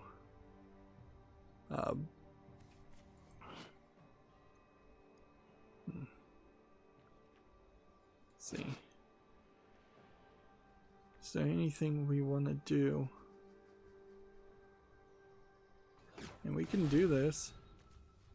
Destroy target enchantment.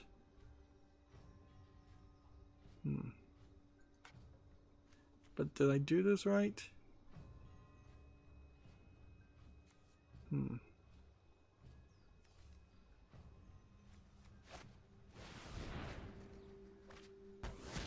I didn't do that right, but it actually worked better the way I did it.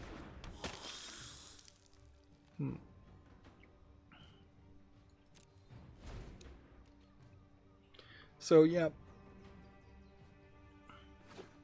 they're in for a whole mess. It's not clairvoyance. I've just improved the search algorithm. And I imagine there are similar problems in many other countries that are getting underreported or not reported on.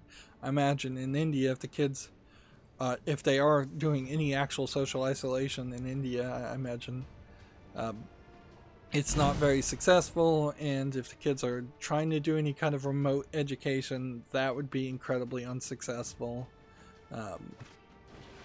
Yeah, there's definitely going to be some major winners and major losers as far as countries go in dealing with these infections and the pandemic.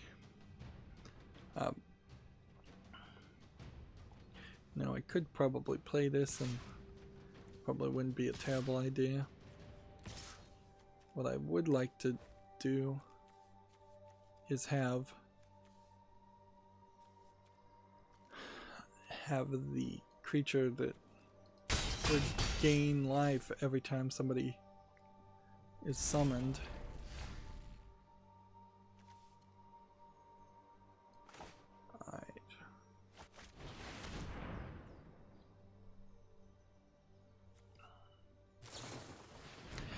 Moving on, we have a game on Steam. It's a bunch of Asian characters. It says Her 3, The Light of Paradise Regained.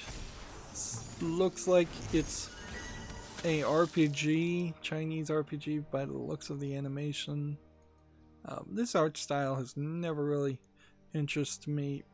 It's way too bright, way too pink, and just lacking in lines. It feels like it's just painted with watercolors. Yeah, and yeah, it looks like it's probably a dating sim / RPG game, maybe just an RPG game. Yeah, it's $3.74, which means it's too cheap to really be a Japanese game. And it's English and Chinese. It says it has full audio for English and Chinese, which I doubt. Not particularly terrible for a Chinese game. Just if you can get over that art style, if you actually like this art style, that you can see there's some major improvements here, in which they're showing every screenshot is showing a person, it's showing a part of a game element. There is a variety of people showing up here. They seemingly actually did translate the game somewhat, so that they can claim that it's English instead of just selling it as Chinese only, which also implies that there might be actual effort put into the game. These contraptions have their uses. Unlike so many other things that we've seen where there's no real effort at all in it. I guess we really are just trying to play white cards right now, but getting victory certainly would have been helpful too, as I'm about to get defeated. Let's see, Gamatsu has an article, Dragon Ball Z Kakarot DLC and New Power Awakens Part 1 launch trailer. I think this character's name is Barris, if I recall correctly. a god, an actual god in the Dragon Ball Z universe. So most important to take from that is that Dragon Ball Z Kakarot is still a thing. I don't know if there's much else to say there. Alright. Do I want to attack with all my characters and then play this? If I play this, that won't work. Do I want to play with this? Let's try. See how this companion works.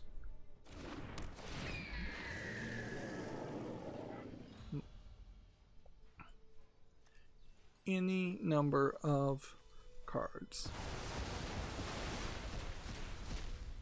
but not any of his cards. So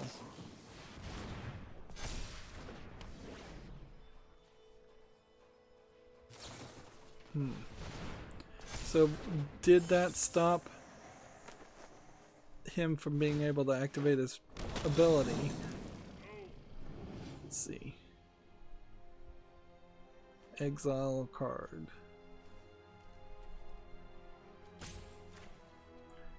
Exile that.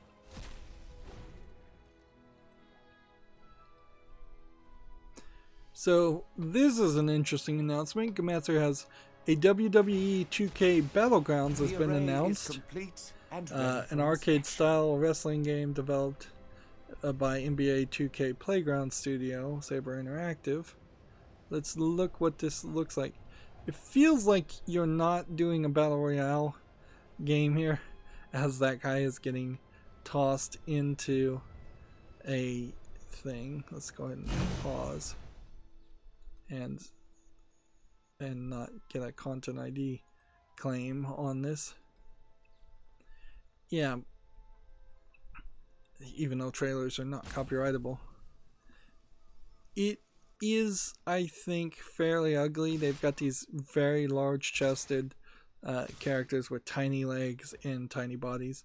I don't know why that art style would have been decided upon, but the idea of having more fun around WWE games and not just trying to simulate what can be done in reality and what is shown in reality is the right direction for wrestling games.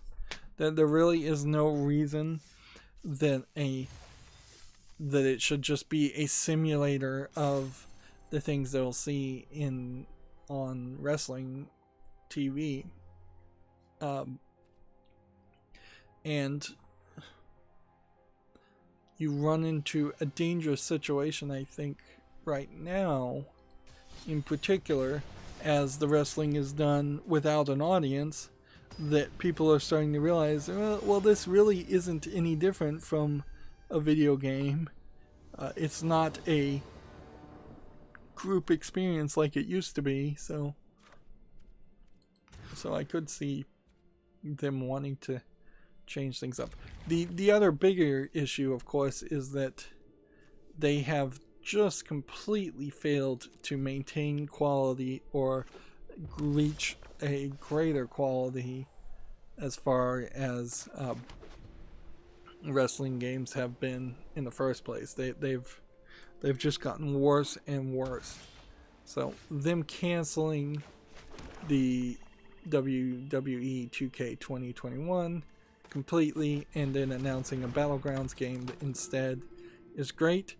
With the timing there, it does kind of feel like this Battlegrounds game would probably be a little bit underwhelming. I don't know if you can just put more money instantaneously in something like that and then all of a sudden have it be a AAA game when it kind of looks like it was fairly obviously going to be a side spin-off game that they were just thinking about releasing on cell phones. That would be the only reason why that art style would make any sense, is that it's designed to be played on cell phones with small resolutions. But yeah, just in the trailer alone, throwing somebody into the waiting mouth of an alligator is the kind of early 90s WWF ridiculousness that would happen. The old Stone Cold Steve Austin's, where it was just straight up live action recreations of Looney Tunes going on. So yeah, I cannot say I hate the idea. I would certainly say that the one wrestling game that I've enjoyed in the past two or three decades was Rumble Roses XX, and part of the reason why that was fun, despite the fact that it was just a bunch of 3D polygonal girls in slightly scantily clad outfits, the other part about that was fun, though, is that it played well and had the ridiculous pretenses in it.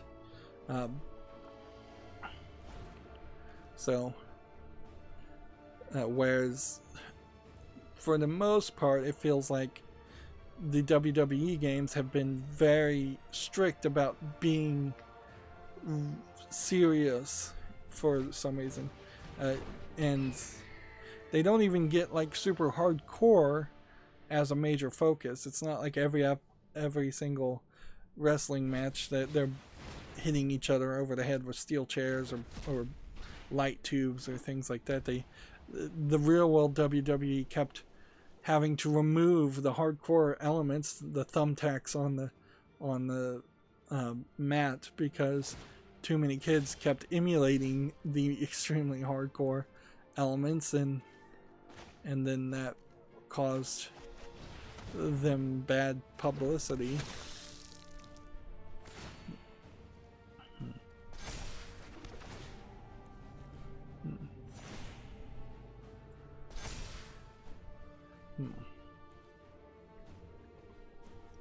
So I could buff this guy up fairly quickly. Let's not attack with that one. Next we have a game on Steam called Knock Harder, which looks like it's a dark screenshot, low effort, top down twin stick shooter horror game, or maybe an RPG Maker game. I guess maybe it's an RPG Maker style game that's top down. Or yeah, it doesn't look particularly interesting because it's super dark. $8.49, English and Russian, and then 43 achievements, so clearly it's an achievement game. I have 3 new things in my inventory.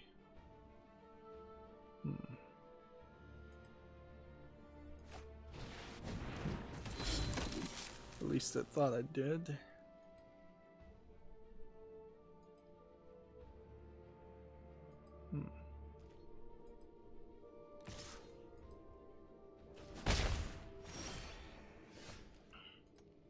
I lost my guy. How I lost my guy, I'm not sure. But I lost him.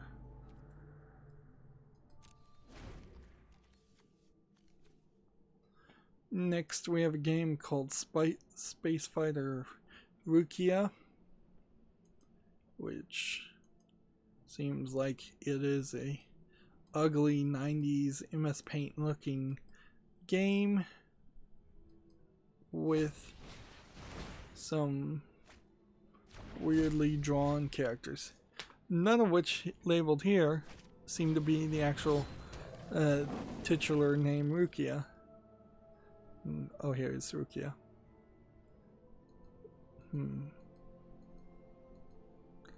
Yep, definitely looks like there's nothing here of interest. $14.99 English only.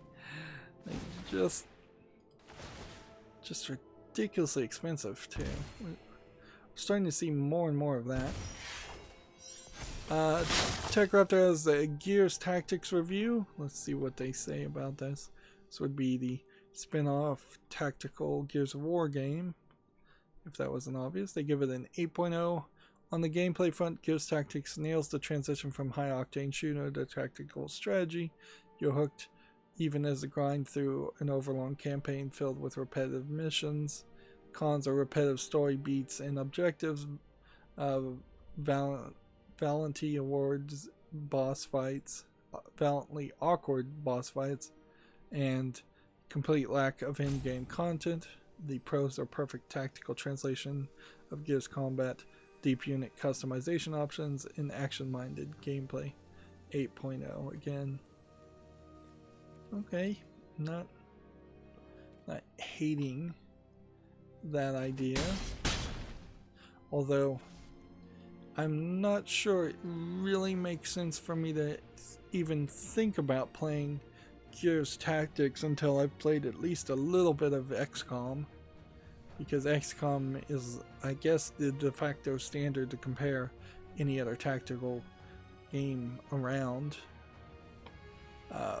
Rocksteady was hiring, so they have like 20 available jobs. Rocksteady, maker of the Batman series, which really gives a decent thought that there's going to be a new Batman game that has begun development. So 4 years from now, we'll see some new Batman game. Not super surprising there.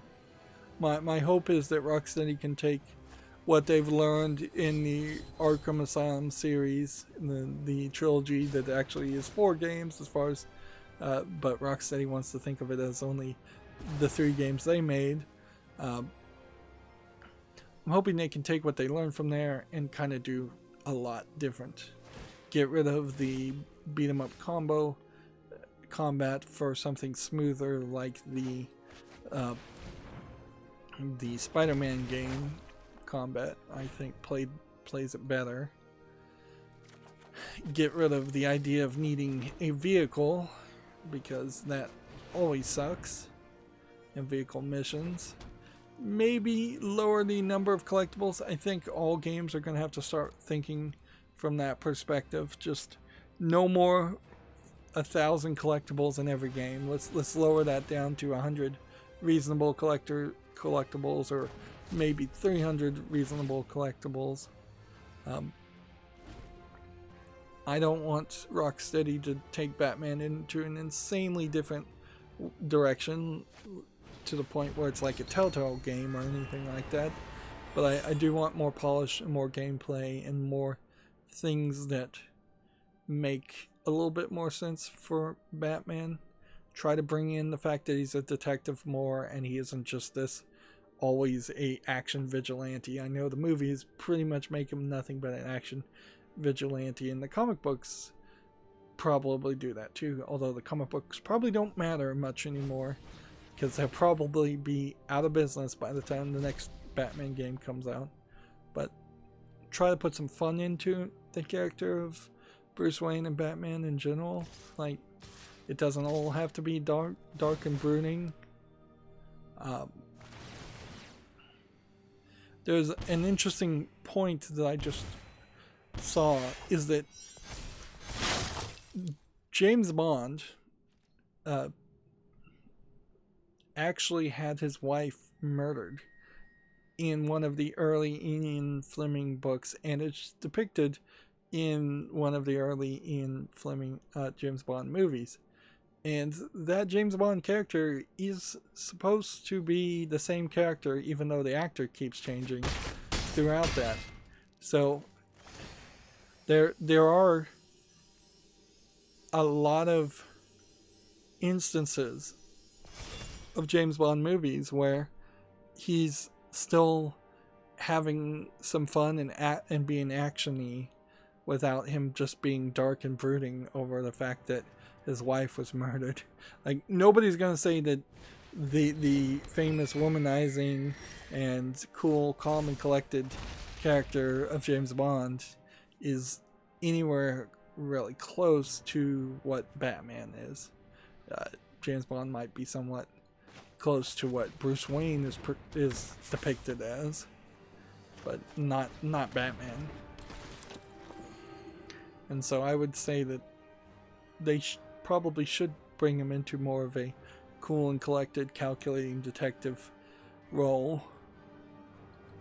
And then I would also say for the next Batman game, they should probably be careful about how many side characters, how many of the heroes, the rogues gallery are you going to bring in? How many sidekicks are you going to bring in?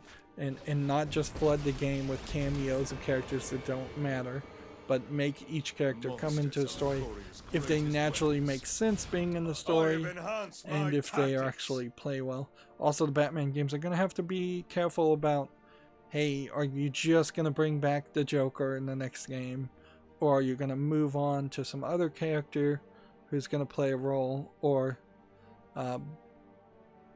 is it just going to be the Joker and Harley Quinn and Poison Ivy and Mr. Freeze and the Riddler all over again? Like, because if they are just going to continuously make trilogies with the exact same enemies over and over again, then maybe they shouldn't be doing Batman. Maybe they should bring in another DC character, like, I guess, the Flash. Then at least you could bring in the Flash's Rogues Gallery and do something different there. Moving on, Gematsu has SNK Gals Fighter due out digitally on April 29th. Platforms not specified, but rated for the Switch and Korea. This is a 30th anniversary Neo Geo game, apparently. That's what I would assume what that means. So this is an old game getting re-released. A collection of the girls from the SNK games fighting each other. This is not to be confused with the more recent SNK collection of girls fighting each other, which played a little bit differently. I think this one probably plays fairly in line with the way those female SNK fighting characters would have played in their respective games.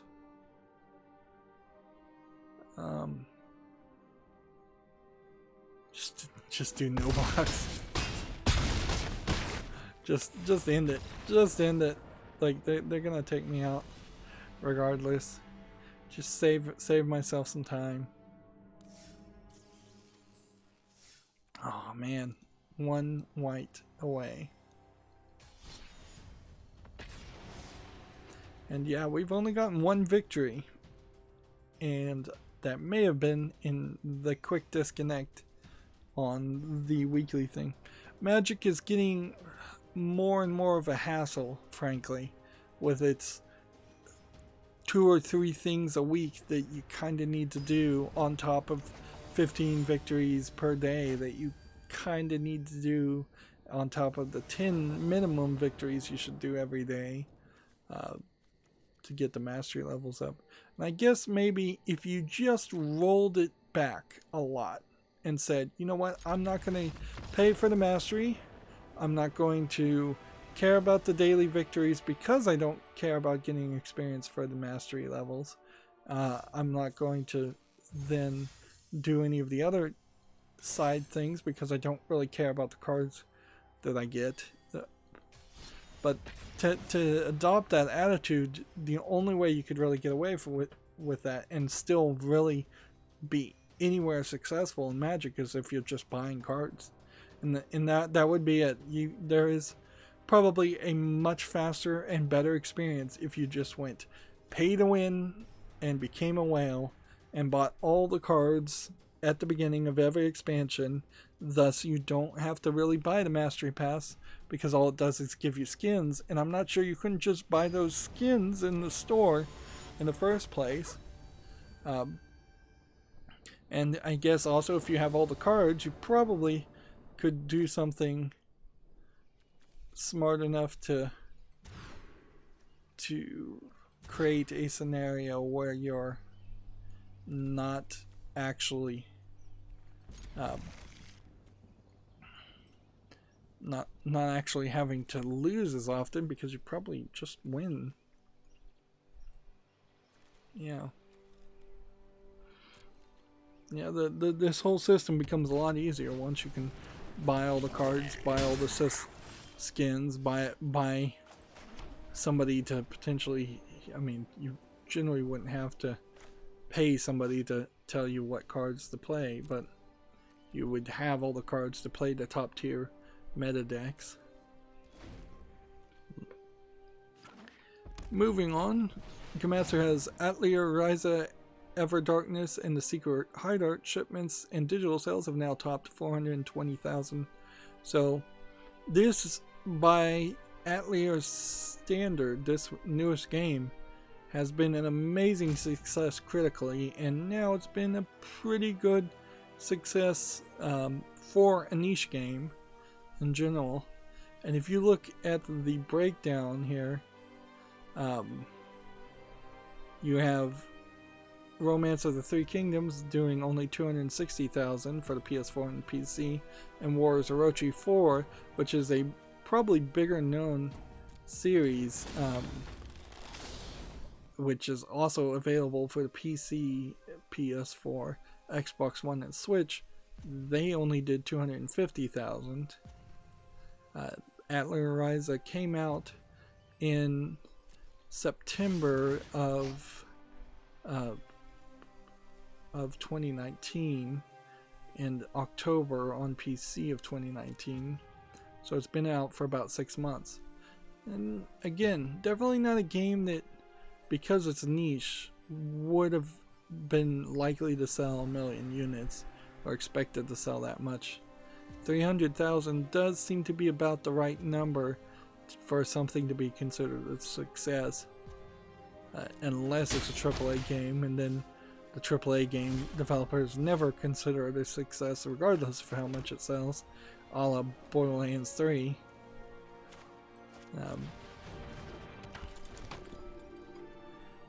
Gamatsu has an article here. Xenoblade Chronicles Definitive Edition screenshots and character renders are available.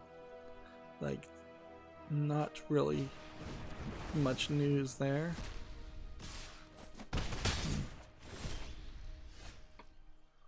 And people just keep finding ways to exile and destroy all my cards. This is just annoying. We may have hit a point as far as Magic where there's just too many cards that are too easy to exile. And maybe in the next actual expansion, instead of the Core 21 expansion, maybe they'll put out a bunch of cards that just have a ability that says cards can't be exiled. Cards that are exiled go to the graveyard instead.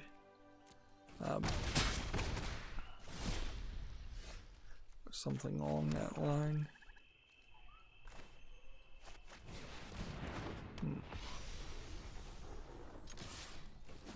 Because look at this, I'm about to lose and I barely played any cards at all. Next we have a game on Steam called Corona Fighter. I just wanted to mention, yeah, we're starting to see a few of these low effort games that are trying to pander and make money. It's free to play, and apparently it's not even trying to make money. English only, but yeah, there's nothing here.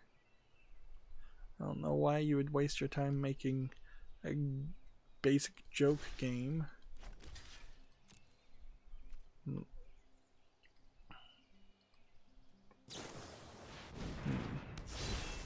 This is probably a little too inside baseball, but Game of Sutra has an article, How Blizzard, Ubisoft, and other studios went remote in the time of COVID-19.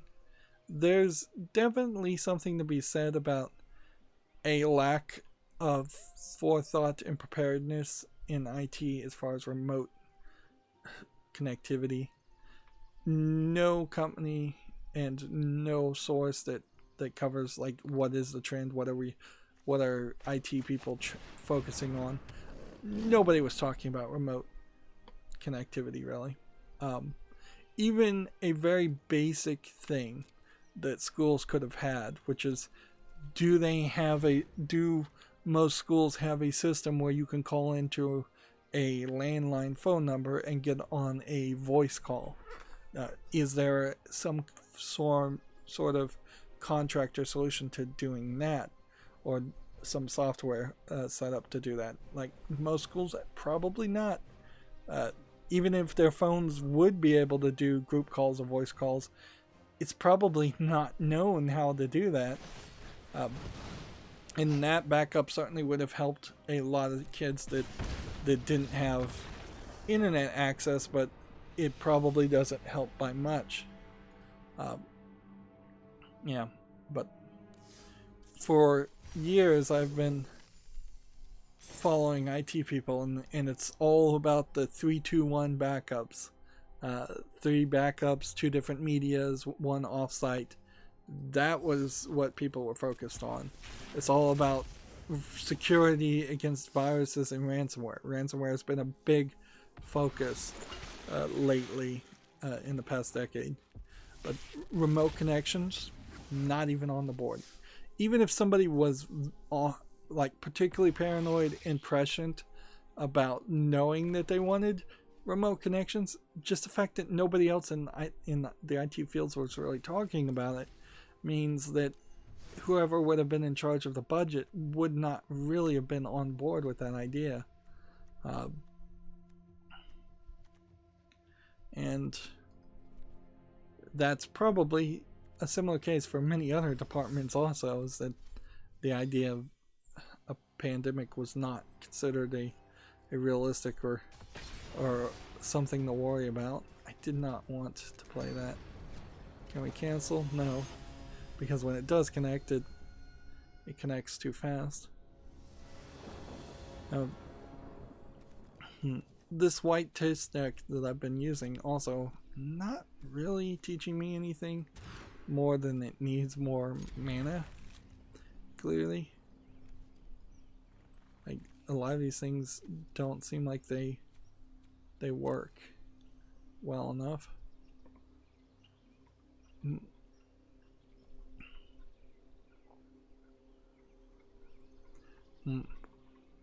One of the things I can say is that as far as schools, if they're trying to do anything other than direct communication, which most of them are just using Zoom or Microsoft Teams, I'll throw out there, but I don't think very many people are actually using Microsoft Teams.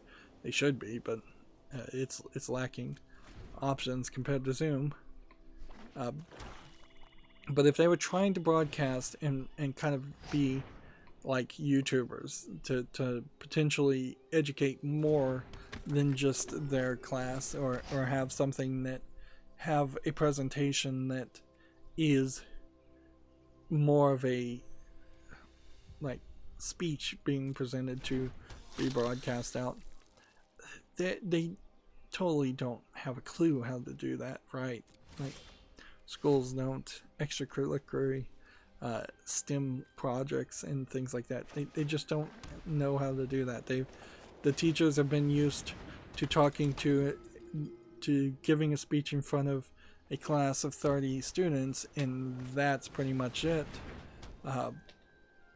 But once you start getting into the world of YouTube and promoting your videos and saying, hey, here's this Twitter feed we set up, here's this Facebook page we've set up, here's the YouTube channel we set up, here's the Twitch channel we've set up, they don't know how any of that works, to the point where they probably don't even know that if you've got like 5 teachers in a certain grade, you probably need all 5 of those teachers to watch every other teacher's footage just to get more views and more likes. Like, if I was the boss of a school, I'd say, okay, we've got this YouTube channel. Everybody, as your job, teacher, is to watch these videos. You don't have to actually give feedback or watch it. It would be nice if you do see something to let us know, but we need these to get 100% watch times from you, and we need thumbs up, and we need those as soon as these videos come out, so we can try and get this a little bit more trending, instead of potentially having 1 or 2 views a week later, and like, or subscribers on YouTube. Like, every single teacher should be subscribed to the school's YouTube channel, and they just don't know that that's what needs to be done. They've been inside their own little bubbles of doing things the way things have always been done. Fight, that the idea of pivoting is just not anywhere likely to happen.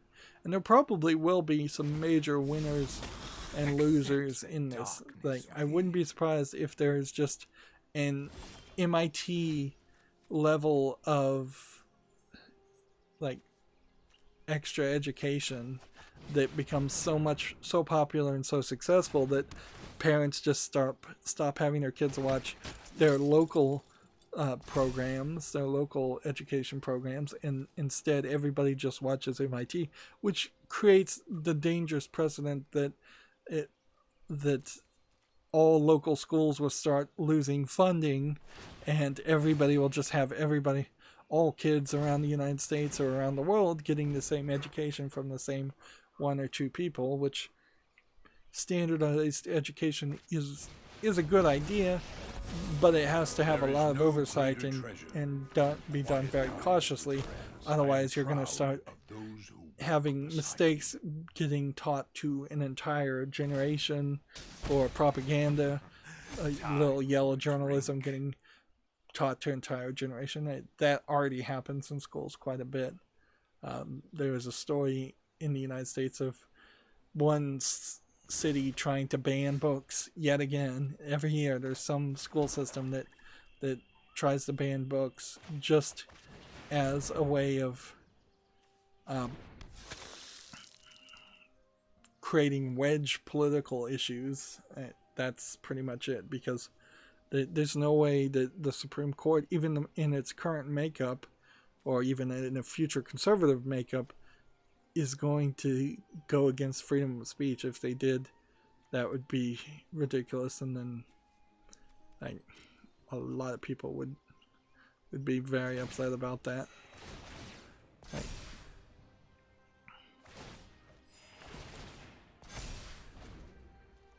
And the fact that so many people still, decades later, are still trying to ban the same 20 or so books is just ridiculous. It's not like the kids are even reading them. A pure soul can inspire others. Moving on, we have a game on Steam called Galactic Protection Squad Episode 1, which looks like it's an asset flip attempt at a space game, just not visually polished again.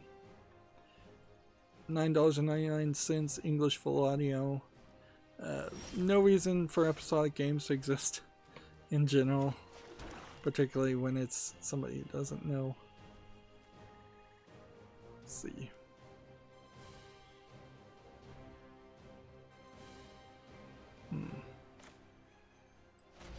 Can we mutate onto this creature and then go under him?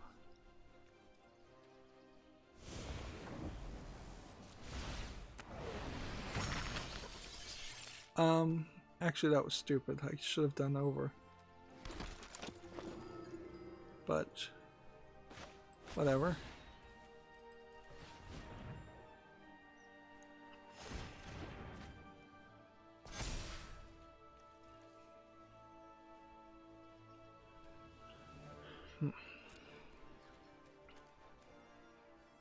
If I can play this next turn, I think... Well, I need to kind of get this on the field and then play this the next turn after that.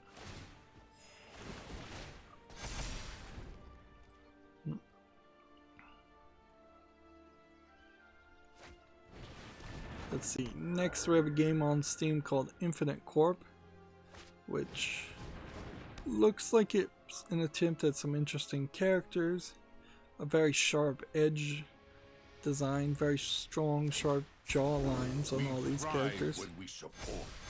But it seems like there's kind of no game here. It almost feels like they're saying it's a card game, but I'm not even seeing a card game. It feels more like a visual novel more than anything else. Let's see. Let's come over here.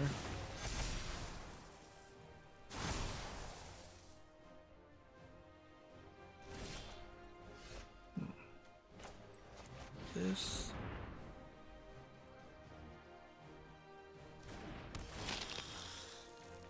Yeah, even after watching the video, it doesn't look like there's an actual game in there. Early access, $3.99 English and Polish. I guess that is something to mention about the Amazon Prime videos, that they had a scientist from a country called Armenia, which was almost certainly supposed to be a reference to Ukraine. So I don't know why they didn't just call it Ukraine. But it wasn't particularly comedic, and it really just felt like perhaps there was some Russian influence on Amazon.com to not name the country Ukraine, and that's some pretty nefarious stuff to have one country say you can't mention another country by name, like China does for Our true Singapore or lies in our friendships. Shanghai, not Shanghai. What a mess I've made.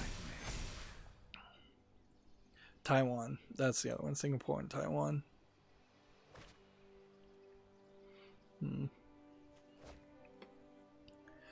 Moving on, we have a game called Creator Adventure Legend, which looks like it might be an RPG Maker game trying to be like a Harvest Moon game. It's got way too much stuff on the screen, and the tile-based art looks particularly bland. $13.99 is way too expensive. English and Chinese, that's pretty much what I was gonna expect on that. Okay. Whatever he just pulled off probably won the game for him.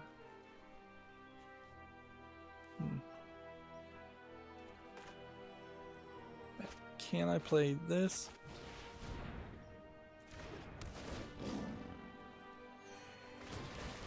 And then play this.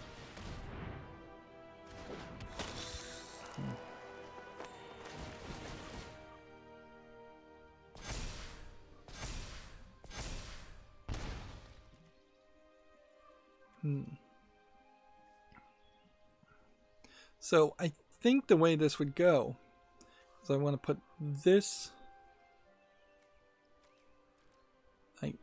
I don't know how this really would work. I think you probably would want to get rid of just these four and then bring them back.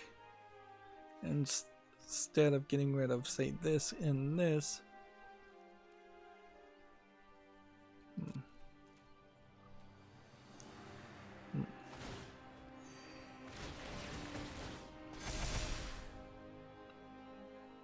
Because I don't think that these characters' abilities actually will activate unless they're on the field.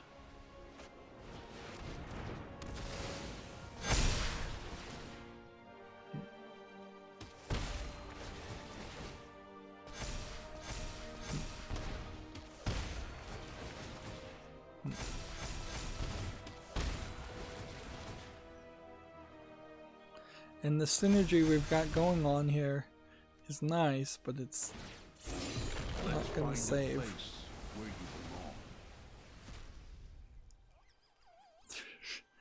And that just wrecked me.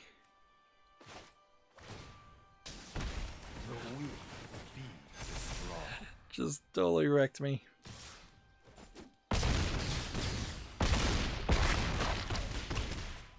So my in-game goal there probably wouldn't have won it for me. He had 105 health. And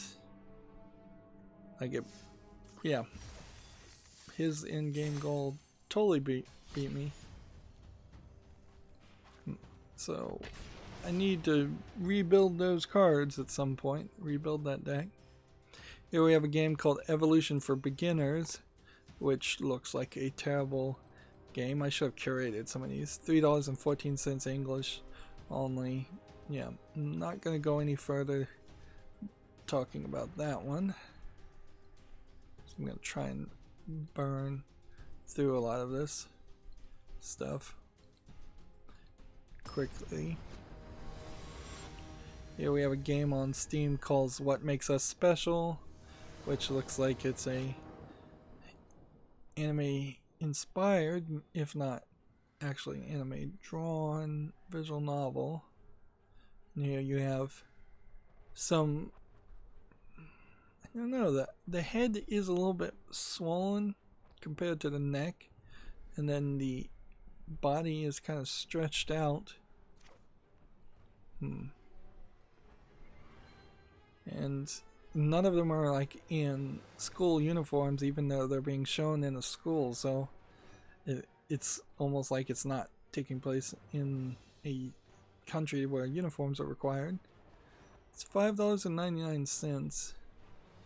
It's English and Polish. No Asian language at all in there.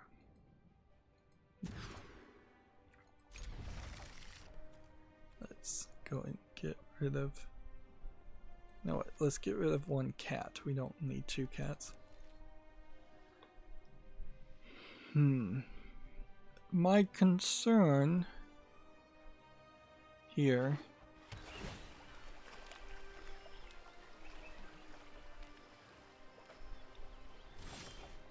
is that this would be a really short visual novel of no real interest. And I guess all I could do to alleviate that concern is just put it on the follow list and see how a Polish visual novel actually would be received and see how long it is. Having really no knowledge about what Polish life is like or the Polish people are like, a slice of life visual novel which looks like it's probably got some romance elements since every single character here is female that's being depicted, might be somewhat interesting or educational. It might also just be a whole lot of nothing. So, yeah. I think by the time we do a follow list cleanup, we'll have our answer on that one.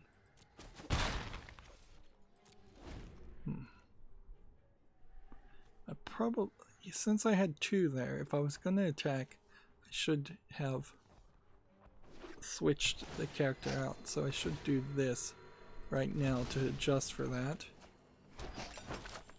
And then bring that back onto the field. And resolve. Now if he puts something with haste and attacks, I may be able to defend against it.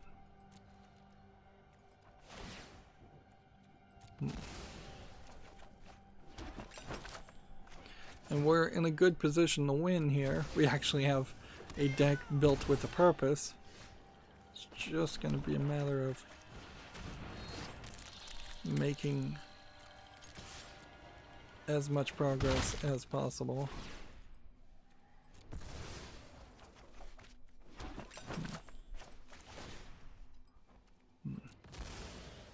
Let's see. Next we have a game on Steam called Infinite Dronian, which seems like it's a Ronin samurai and a drone combined by that name. But the actual game looks like it is just a top-down twin stick shooter beat 'em up. Looks pretty messy and a lot of stuff going on. I don't think I would be interested in playing a game like this. These top-down hack and slash or twin stick shooter games. Early access, $24.99, English and German. I think I can fairly easily skip this. And really I'm skipping it more on a personal taste issue more than anything else. It's just, I don't know how you make something like that really, really fun and not feel like just a bad game design element. Come on, activate. Some of the clicks don't seem like they want to work sometimes in Magic. That's weird. But we definitely have seen enough weirdness that I would totally be willing to believe that it is messing up sometimes, unintentionally. Yeah, about 3 more turns and we have won, and we are setting ourselves up so close to a Bola Citadel win anyways that we've got not a lot to be concerned about. Gamatsu has an article. Bit Summit Gaiden digital event has been set for June 27th to 28th as a live Twitch stream. I suppose it is interesting to see how video game companies, this is a replacement for Bit Summit, the 8th bit, which I guess would have been the 8th year of Bit Summit.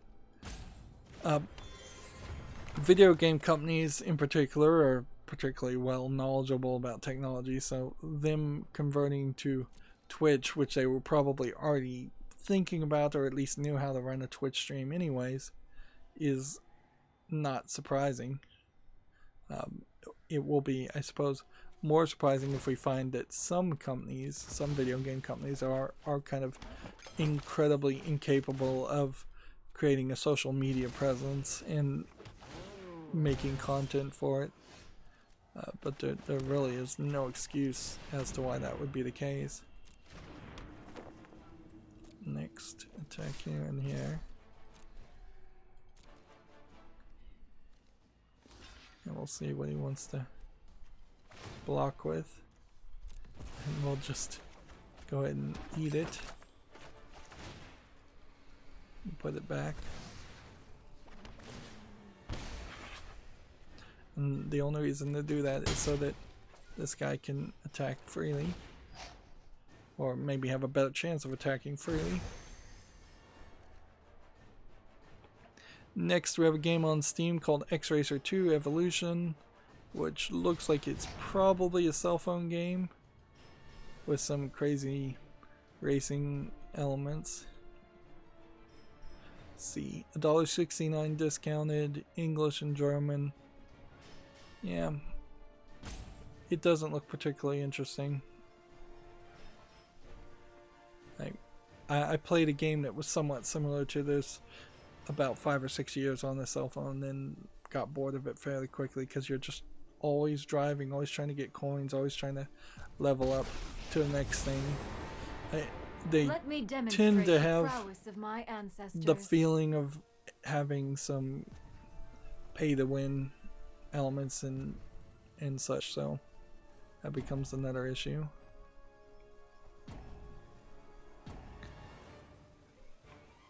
We're gonna resolve. I guess we will. Enlightenment begins within.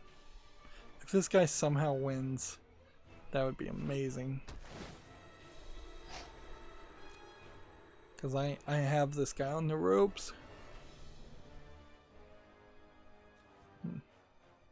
Even if he did manage to mount a particularly strong defense, all I need is Bola Citadel and then I could win for sure.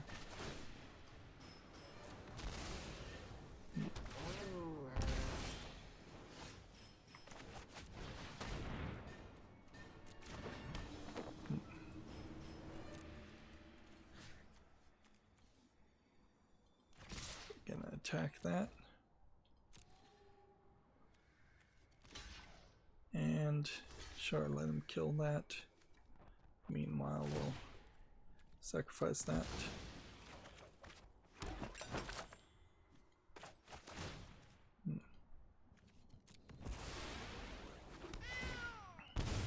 It seems really pointless to have this have you select a food token, because as far as I've seen, there's been only one type of food token that exists at all in the game. They just created the idea of food tokens, so why not just auto-select the food tokens, first one that's in that it picks, and just move forward from that point? Hmm.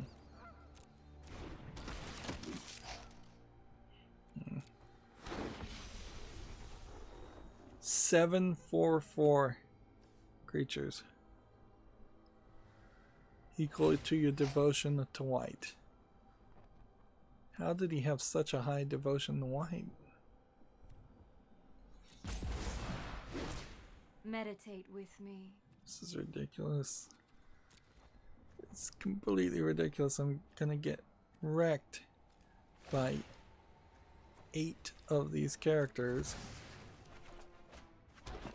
And so all of a sudden I've gone from I've got this in the bag to I've now lost the game unless I can draw a Bola Citadel.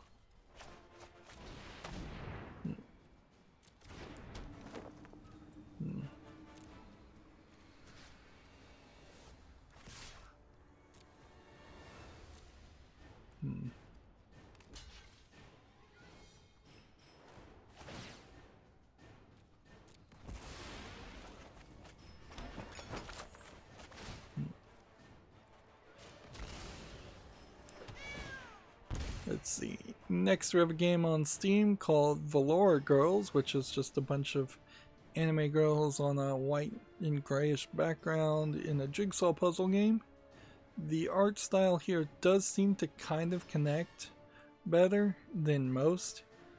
Instead of just having a generic black background, they've picked color pictures that they probably are asset flipping that kind of match the background. Yeah, okay. 59 cents discounted English and Russian. Still no reason to actually buy these games and potentially fund Russian game developers.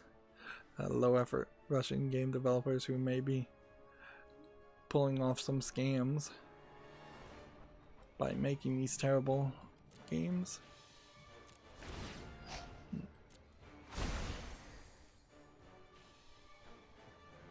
See. Next we have a game on Steam called Daiichi Dash, which looks like a way too colorful game. Looks like it's somebody's LSD trip of idea of a game, but the user interface looks terrible, and the actual graphics themselves outside of the color palette look pretty bad. It's $5.99 English only, so that doesn't fully make sense either. To open the mind, you must first open the heart.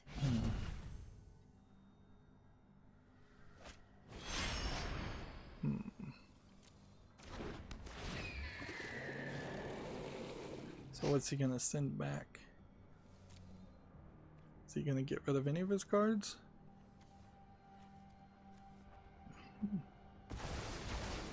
I will meditate on defeat.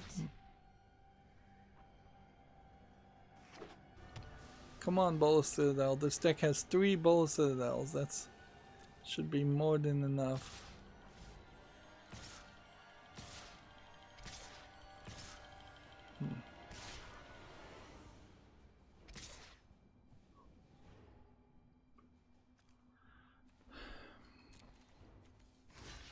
And all I can do is block 1. And while we're at it, we'll get rid of this. And then put this back on the field.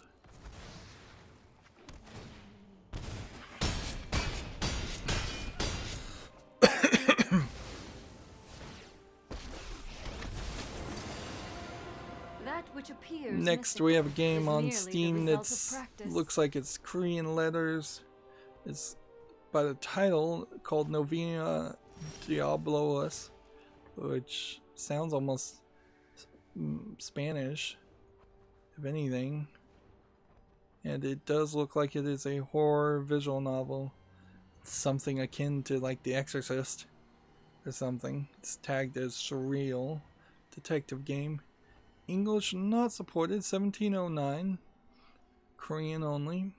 It's a shame because this actually does look pretty good, and I wouldn't have been upset with putting this on the follow list by any means. Yeah. But yeah, you can see it's already rated very positively for whatever that's worth. So I guess if you speak Korean, check out Novena Diablos.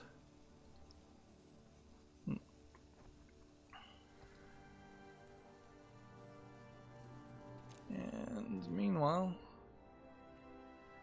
we are losing. And there's nothing that's gonna save us.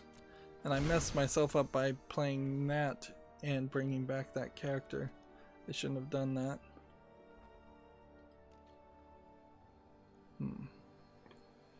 Tech Raptor has an article, Roki champions folklore and storytelling. This is another Ludo Narracon interview with Polygon Treehouse. So there's going to be a lot of these articles talking about a lot of games that we may never see on Steam and may not have any relevancy at all. And I'm going to try and mostly skip a lot of it because it kind of doesn't fall under a relevant reason.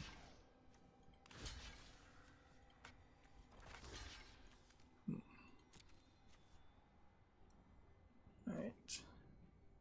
I needed to have killed this guy and then destroyed this, because this with this have been synchronizing to ruin me. TechRaptor has an article, Coda asks players to blink through its story. This is yet another interview talking about another game. None of these games really benefit from even getting extra hype because they're not big enough products. They're not going to be big enough sellers that makes sense. Here we have a game that's just in some Asian letters, and it almost certainly is a Chinese Diablo clone MMORPG. It doesn't look terrible, just a lot of stuff on the screen, very Chinese themed. English is not supported, it's free with in-app purchases, and it's Chinese language only. This looks better than a lot of the other ones though.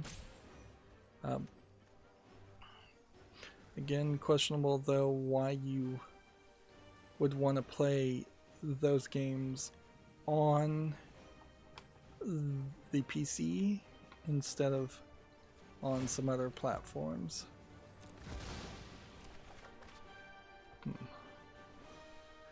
There's no way we survive this.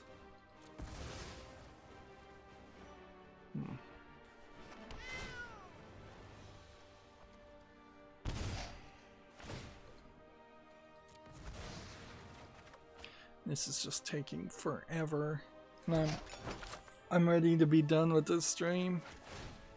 Like, chair's gotten uncomfortable, and victories are not coming quick and easy. This guy's gonna do 53 damage. Yeah. Plus.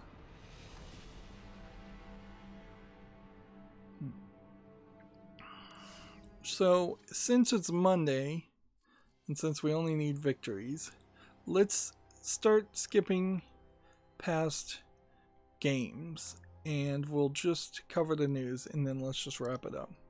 This will be the last game, pretty much. We have a game here called Empress of Gold that looks like it's an asset flip platformer with kind of nothing in it. 99 cents, English only. So that'll be the last game since that page was already loaded. And then here we have a TechRaptor article, Minecraft Blockdown Simulator teaches you about social distancing, which, okay. I wonder if there's actually let's see, is it a Java? Apparently there's a Java version thing, and there's infected villagers and and infected villagers can infect other villagers. Maybe not a terrible idea, but putting it in Minecraft probably was a lot of extra work for no reason. When honestly probably would have been better not trying to explain the concept of social distancing using Minecraft and just explaining it more directly. Because I can imagine kids' first question are going to be, well, why can't you just use a potion of healing to solve the current pandemic? Or why can't you just use console commands? Or why can't you eat a golden apple? Moving on, Gematsu has an article. PC Gaming Show 2020 is set for June 6th, featuring new games, gameplay footage, and announcements. It's going to be a live stream, I assume?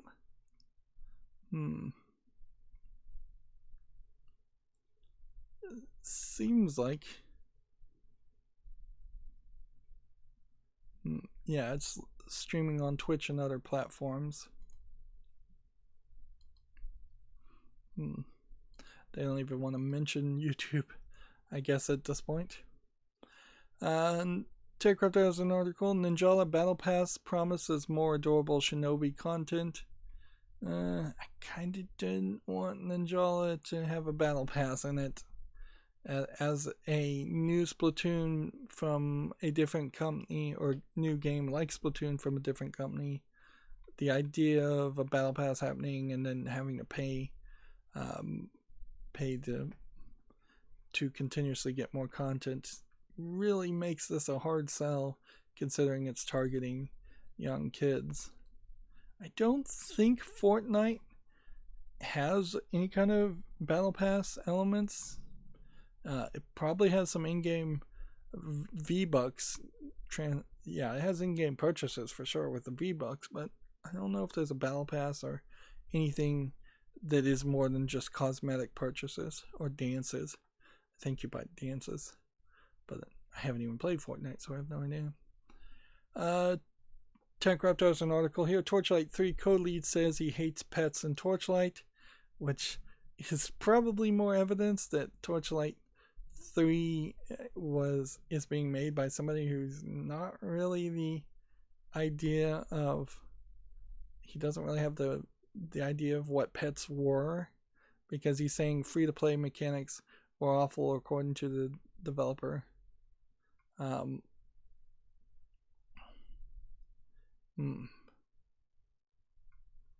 But the pets in Torchlight 1 were not free-to-play mechanics at all.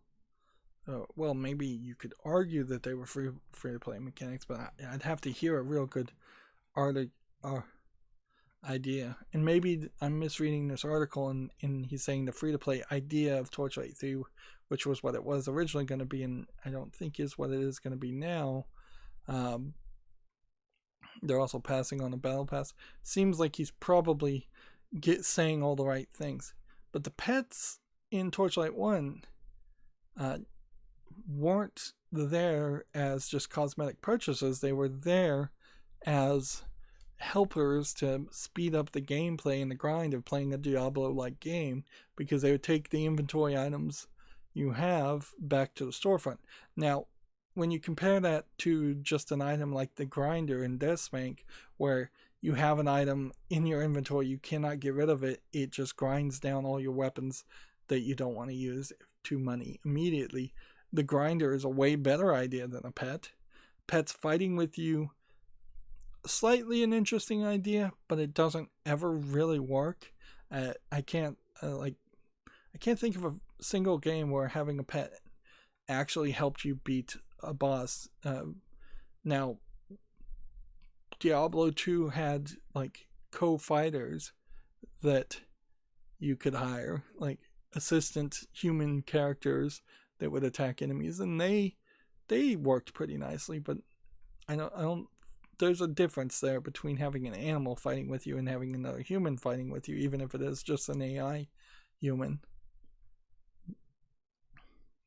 But yeah, probably having pets in the game makes a Diablo game a little bit busier, because then you have this one creature that's running around drawing your visual attention while it not actually being an enemy, so it's just acting as a distraction.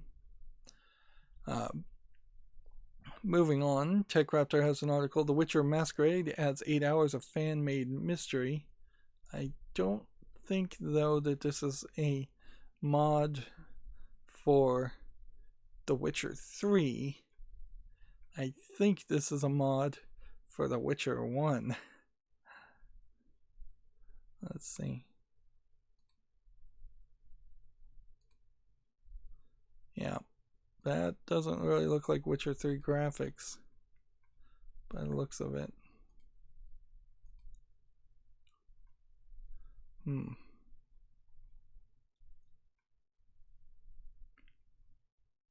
Let's see. Yeah, it's a brand new fan-made adventure released for the very first Witcher game. Which, I do own the first Witcher game, so there is a small chance I'd go back and play it, but not a very large one. I'd rather go back and play Witcher 3 and do the DLC than go back to playing the first one or the second one again. TechRaptor has an article, Stop the Big Bang with Jazz in Genesis Noir, which this seems like them promoting yet another game that might be interesting when it comes out, but it's not out anywhere in any time soon. So we'll long since have forgotten it by the time it actually comes out. Gamatsu has an article, Games Radar announces a future games show digital showcase for early June, which, okay, another stream, another presentation. It is, I suppose, slightly interesting to point out that if Games Radar is getting enough content to put on their own show, that means PC Gamer did not manage to scoop up as much all the content, which was what it kind of felt like they might do. But there's not really too many other video game journalist sites out there that are in a good position to do a show like that. I mean, people could try, but if Kotaku did it, there'd be a big backlash. If Giant Bomb did it, there'd probably be a very lack in polish on it, and it wouldn't be very good. It would really take the cooperation of 3 or 4 mainstream video game journalist sites to pull off a good presentation. In most cases. TechRaptor has an article, Last Minute Project Genesis, a release date delayed, pushes back the launch date a month. So this game, Project Genesis, is getting pushed back, as pretty much everything is. Speaking of Genesis, the Neon Genesis Evangelion movies that are free to watch on YouTube are in Japanese only, so without subtitles. So that's not going to be very helpful for anybody who doesn't speak Japanese if they wanted to watch it. Plus, you're still watching an 80s anime and content, even if it's been recut and even a little remastered. You're still watching it on YouTube, so the quality is going to be pretty bad, both visually and even audio-wise. TechRaptor has an article, Torchlight 3 Forts revealed in a new video. So, what's the difference? I guess this is the idea of building forts. Watching this, it seems like you still do have pets. So, I don't know what's going on there. And that character's outfit looked odd to me. It seemed like she had a skirt, but the skirt seemed a little too flesh-toned for its own good. Jump back and look at that in a second. So a fort is basically a fort. It's a place where you're going to get collectibles when you defeat levels, and places where you might grind up more I don't see how this is much different from a city, and I don't see why you would want a fort and a city, unless forts are going to be kind of like arenas, which it doesn't feel like they are going to be that. So, yeah, I'm not really sure what's going on with that. Alright, so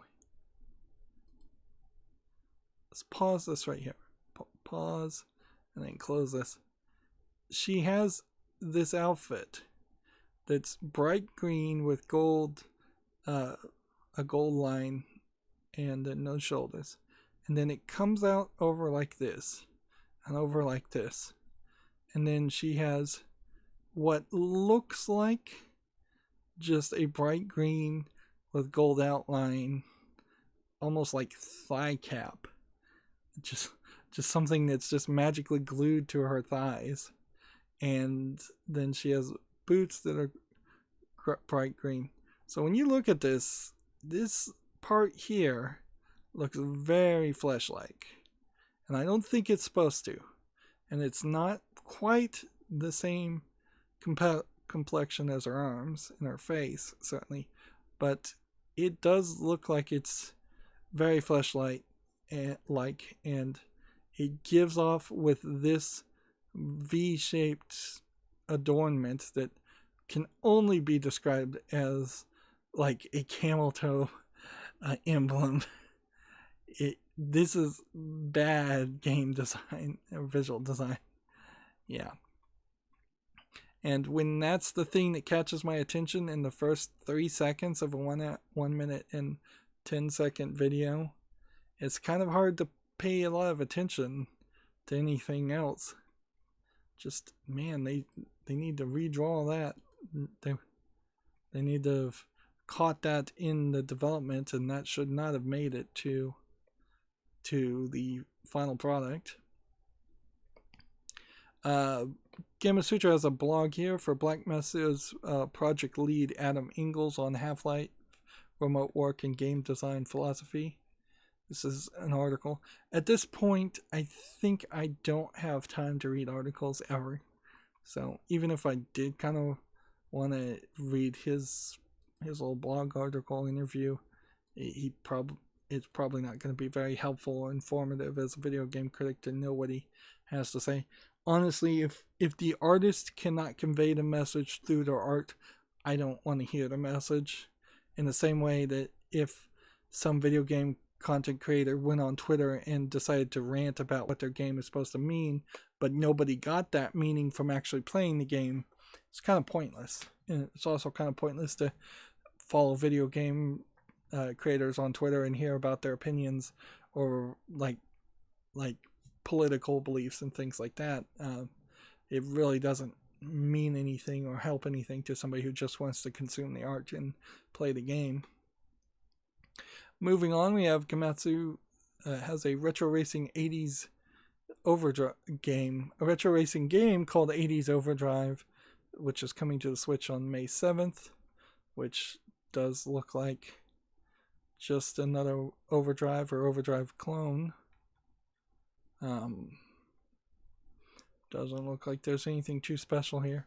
And what people consistently forget about these racing games is the thing that made them interesting is that they were in arcades with actual steering wheels. Once you lose the steering wheel, they become very boring very fast. TechRaptor has an article, Battlefield 5 final big update is coming this summer.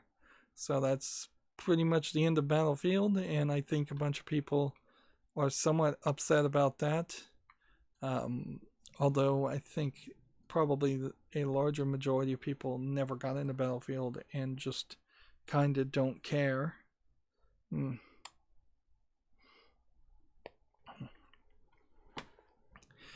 Next we have a TechRaptor article, stylish open world game Murder Mystery Paradise Killer is announced. An open world murder mystery called Paradise Killer. They need to start using quotation marks way better, or underline it or something to say what the actual name is on these titles. Well, this looks stylish in unique style. I don't know if it's a particularly good style. I don't know if this feels a lot like a Western game trying to be wild and crazy like an anime, but not really having a style of their own or an idea. So you've got just craziness on top of craziness on top of craziness, and I guess if they wanted to do something like that, it might work, but I feel like a lot of these character designs that I'm looking at need to, and character designers, game designers in general, need to have a design Bible. Like, why is this guy a skeleton? Why is that girl so normal compared to everybody else? Why do most of the guys have no shirt? If there's some kind of backstory in the mind of the creator, if that character feels alive in their head, I think you get a better experience versus this, which seems like what they did is they took maybe a bunch of JoJo Bizarre Adventure poses and a bunch of crazy characters from a bunch of games and mixed and matched things until they had something that they felt like was unique and iconic without there being any reason or theme or rhyme to why the characters look that way and why the game works that way, or why that world makes sense or works. Next we have TechRaptor's review of Disaster Report 4 Summer Memories. I think last time I saw it, I saw a review was not particularly great, but I'm not sure if people understand what the game is. Yeah, 6.0. While Disaster Report 4 is very stiff and jerky game, it's at least entertaining. Just don't try and play it twice. Cons are sort of worthless morality system. Graphics and animations are dated. The choices don't seem to matter much. Pros are compelling disaster survival gameplay. Lots of outfits and collectibles are fine. It had some genuinely hilarious moments. So, yeah.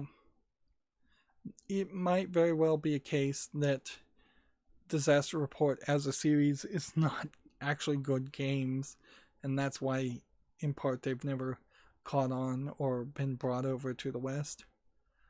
TechRaptor has an interview with Ludo Naracon's Chris Wright, the creator of the game we just looked at that they were promoting. So, surprise, surprise. I feel like particularly there is just way too large of a subgroup of game developers out there that are just weirdos.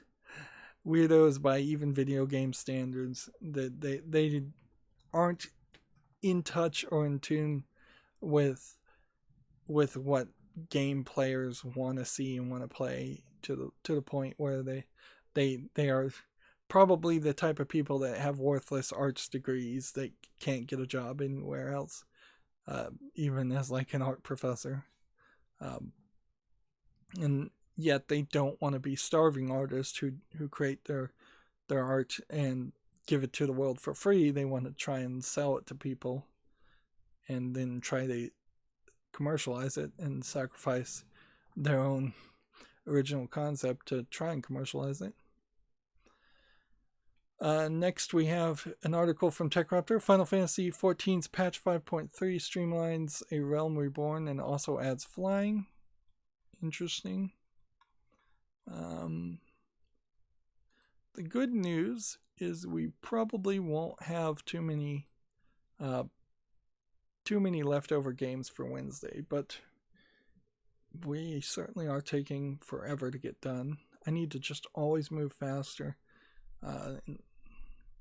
Gamma Sutra has an article. Stillfront Group acquires casual game maker Candy Writer for $74.4 million.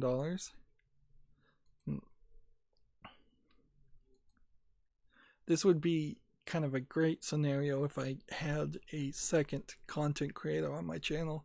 I could do an hour of Magic Arena and then and talk about the news, and then just hand it off to a co-anchor type position like you see in 24-hour news things. Is usually those two people tagging between the two different stories. Because yeah, it is a pain to try and go 3 or 4 hours covering all this stuff, and most of it does need to be covered, or it feels like it should be.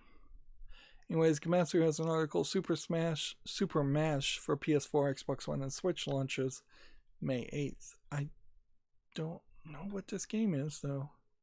Let's see if we can get a general idea of how shoot 'em up. And oh, this is the game that's like a mashup of many different games.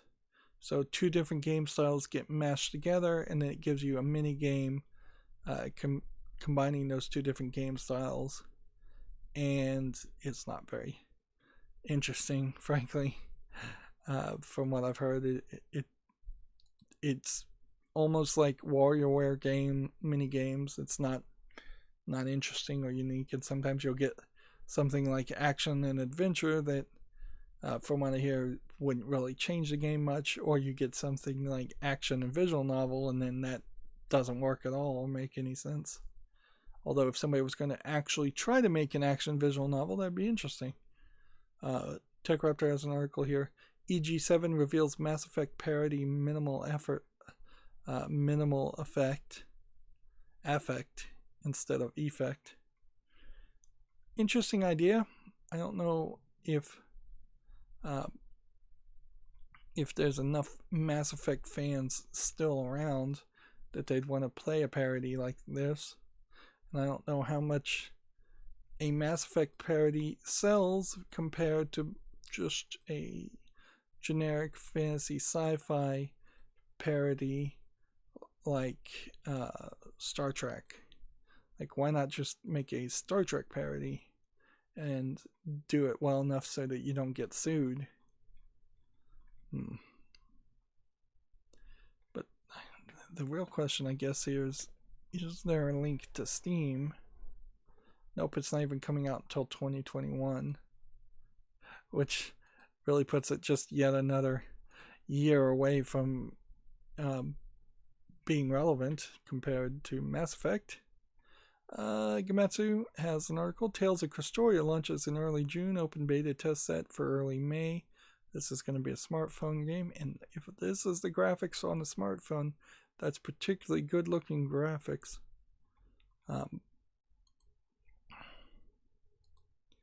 Let's see. You already talked about that. And that. So I guess that brings me to the Humble Bundle store. Yep. I did get some of the audio VST2 plugins installed, and some of which actually seem like they're working or could work on with OBS. The problem is I don't know how to configure them, and I don't want to spend the extra time to try and learn how to configure them. So they're installed, and I'll think about it at some point and see if I want to get back to actually spending the effort to try and learn how to adjust the audio. I'm not sure I actually installed the ones I wanted to work anyways.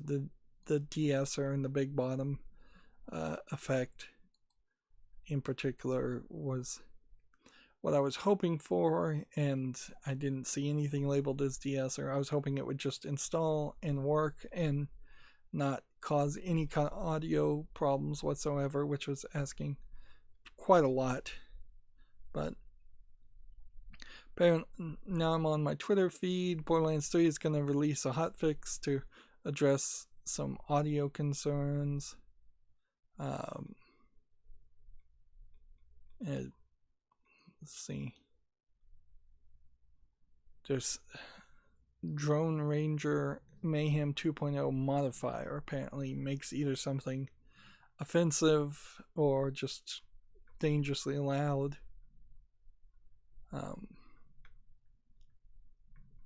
So they're disabling that with their hotfix.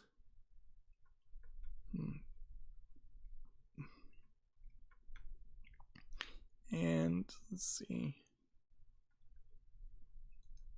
Kawa Games trademarks a game called Relayer and Shinwa Wars in Japan. And Bandai Namco trademarks a game called Ultra Impact. We'll talk about that more on Wednesday. I imagine there won't be too many things that happened. So, was it better to start streaming today at 10 versus 6 or 7 in the morning? Not really.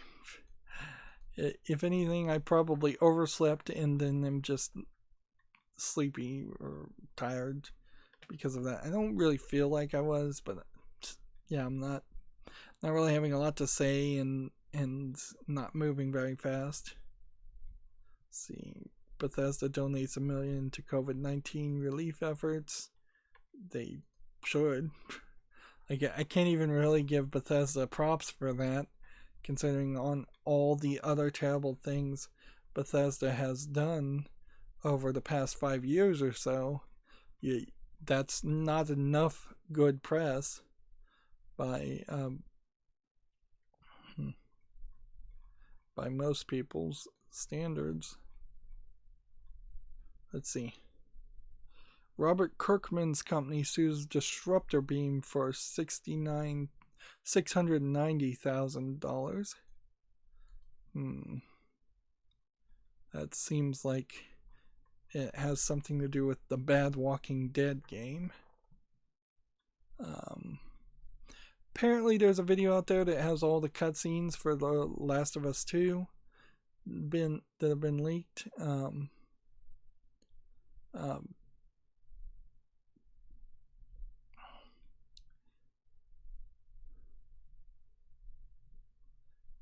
So be careful out there if you want to avoid spoilers for The Last of Us 2.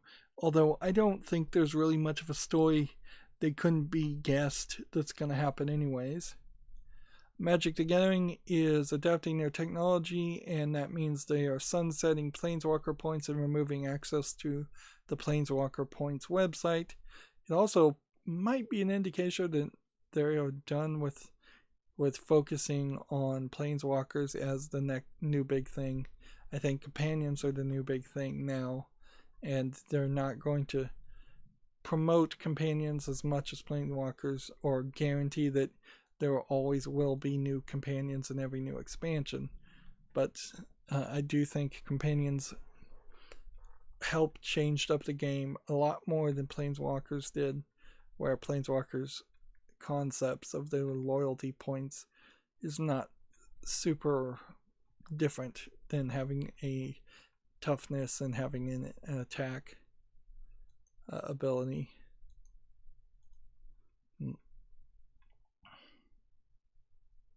Author Digital nets $5.5 million to open a new studio called Adept Games. I don't know if Adept Games is a particularly great name for a game company. Half of these game companies expect to be acquired in the first 10 years anyway, so I guess it doesn't matter what your name is too much. Let's see. Yeah, and we are already back to 3 hours ago when we started streaming this as far as my Twitter feed is concerned, so there's not any new news. Alright, well, that's going to be it for this stream. As always, I ask you to like, share, subscribe, comment, and watch every second of my videos. If you want a friend or follow me on any social media sites, there's a bunch of links down below, and if you want to support me further, there's a link to Patreon, or you can friend me on Steam and gift me a game off my wishlist. Thank you for watching. Have a good evening.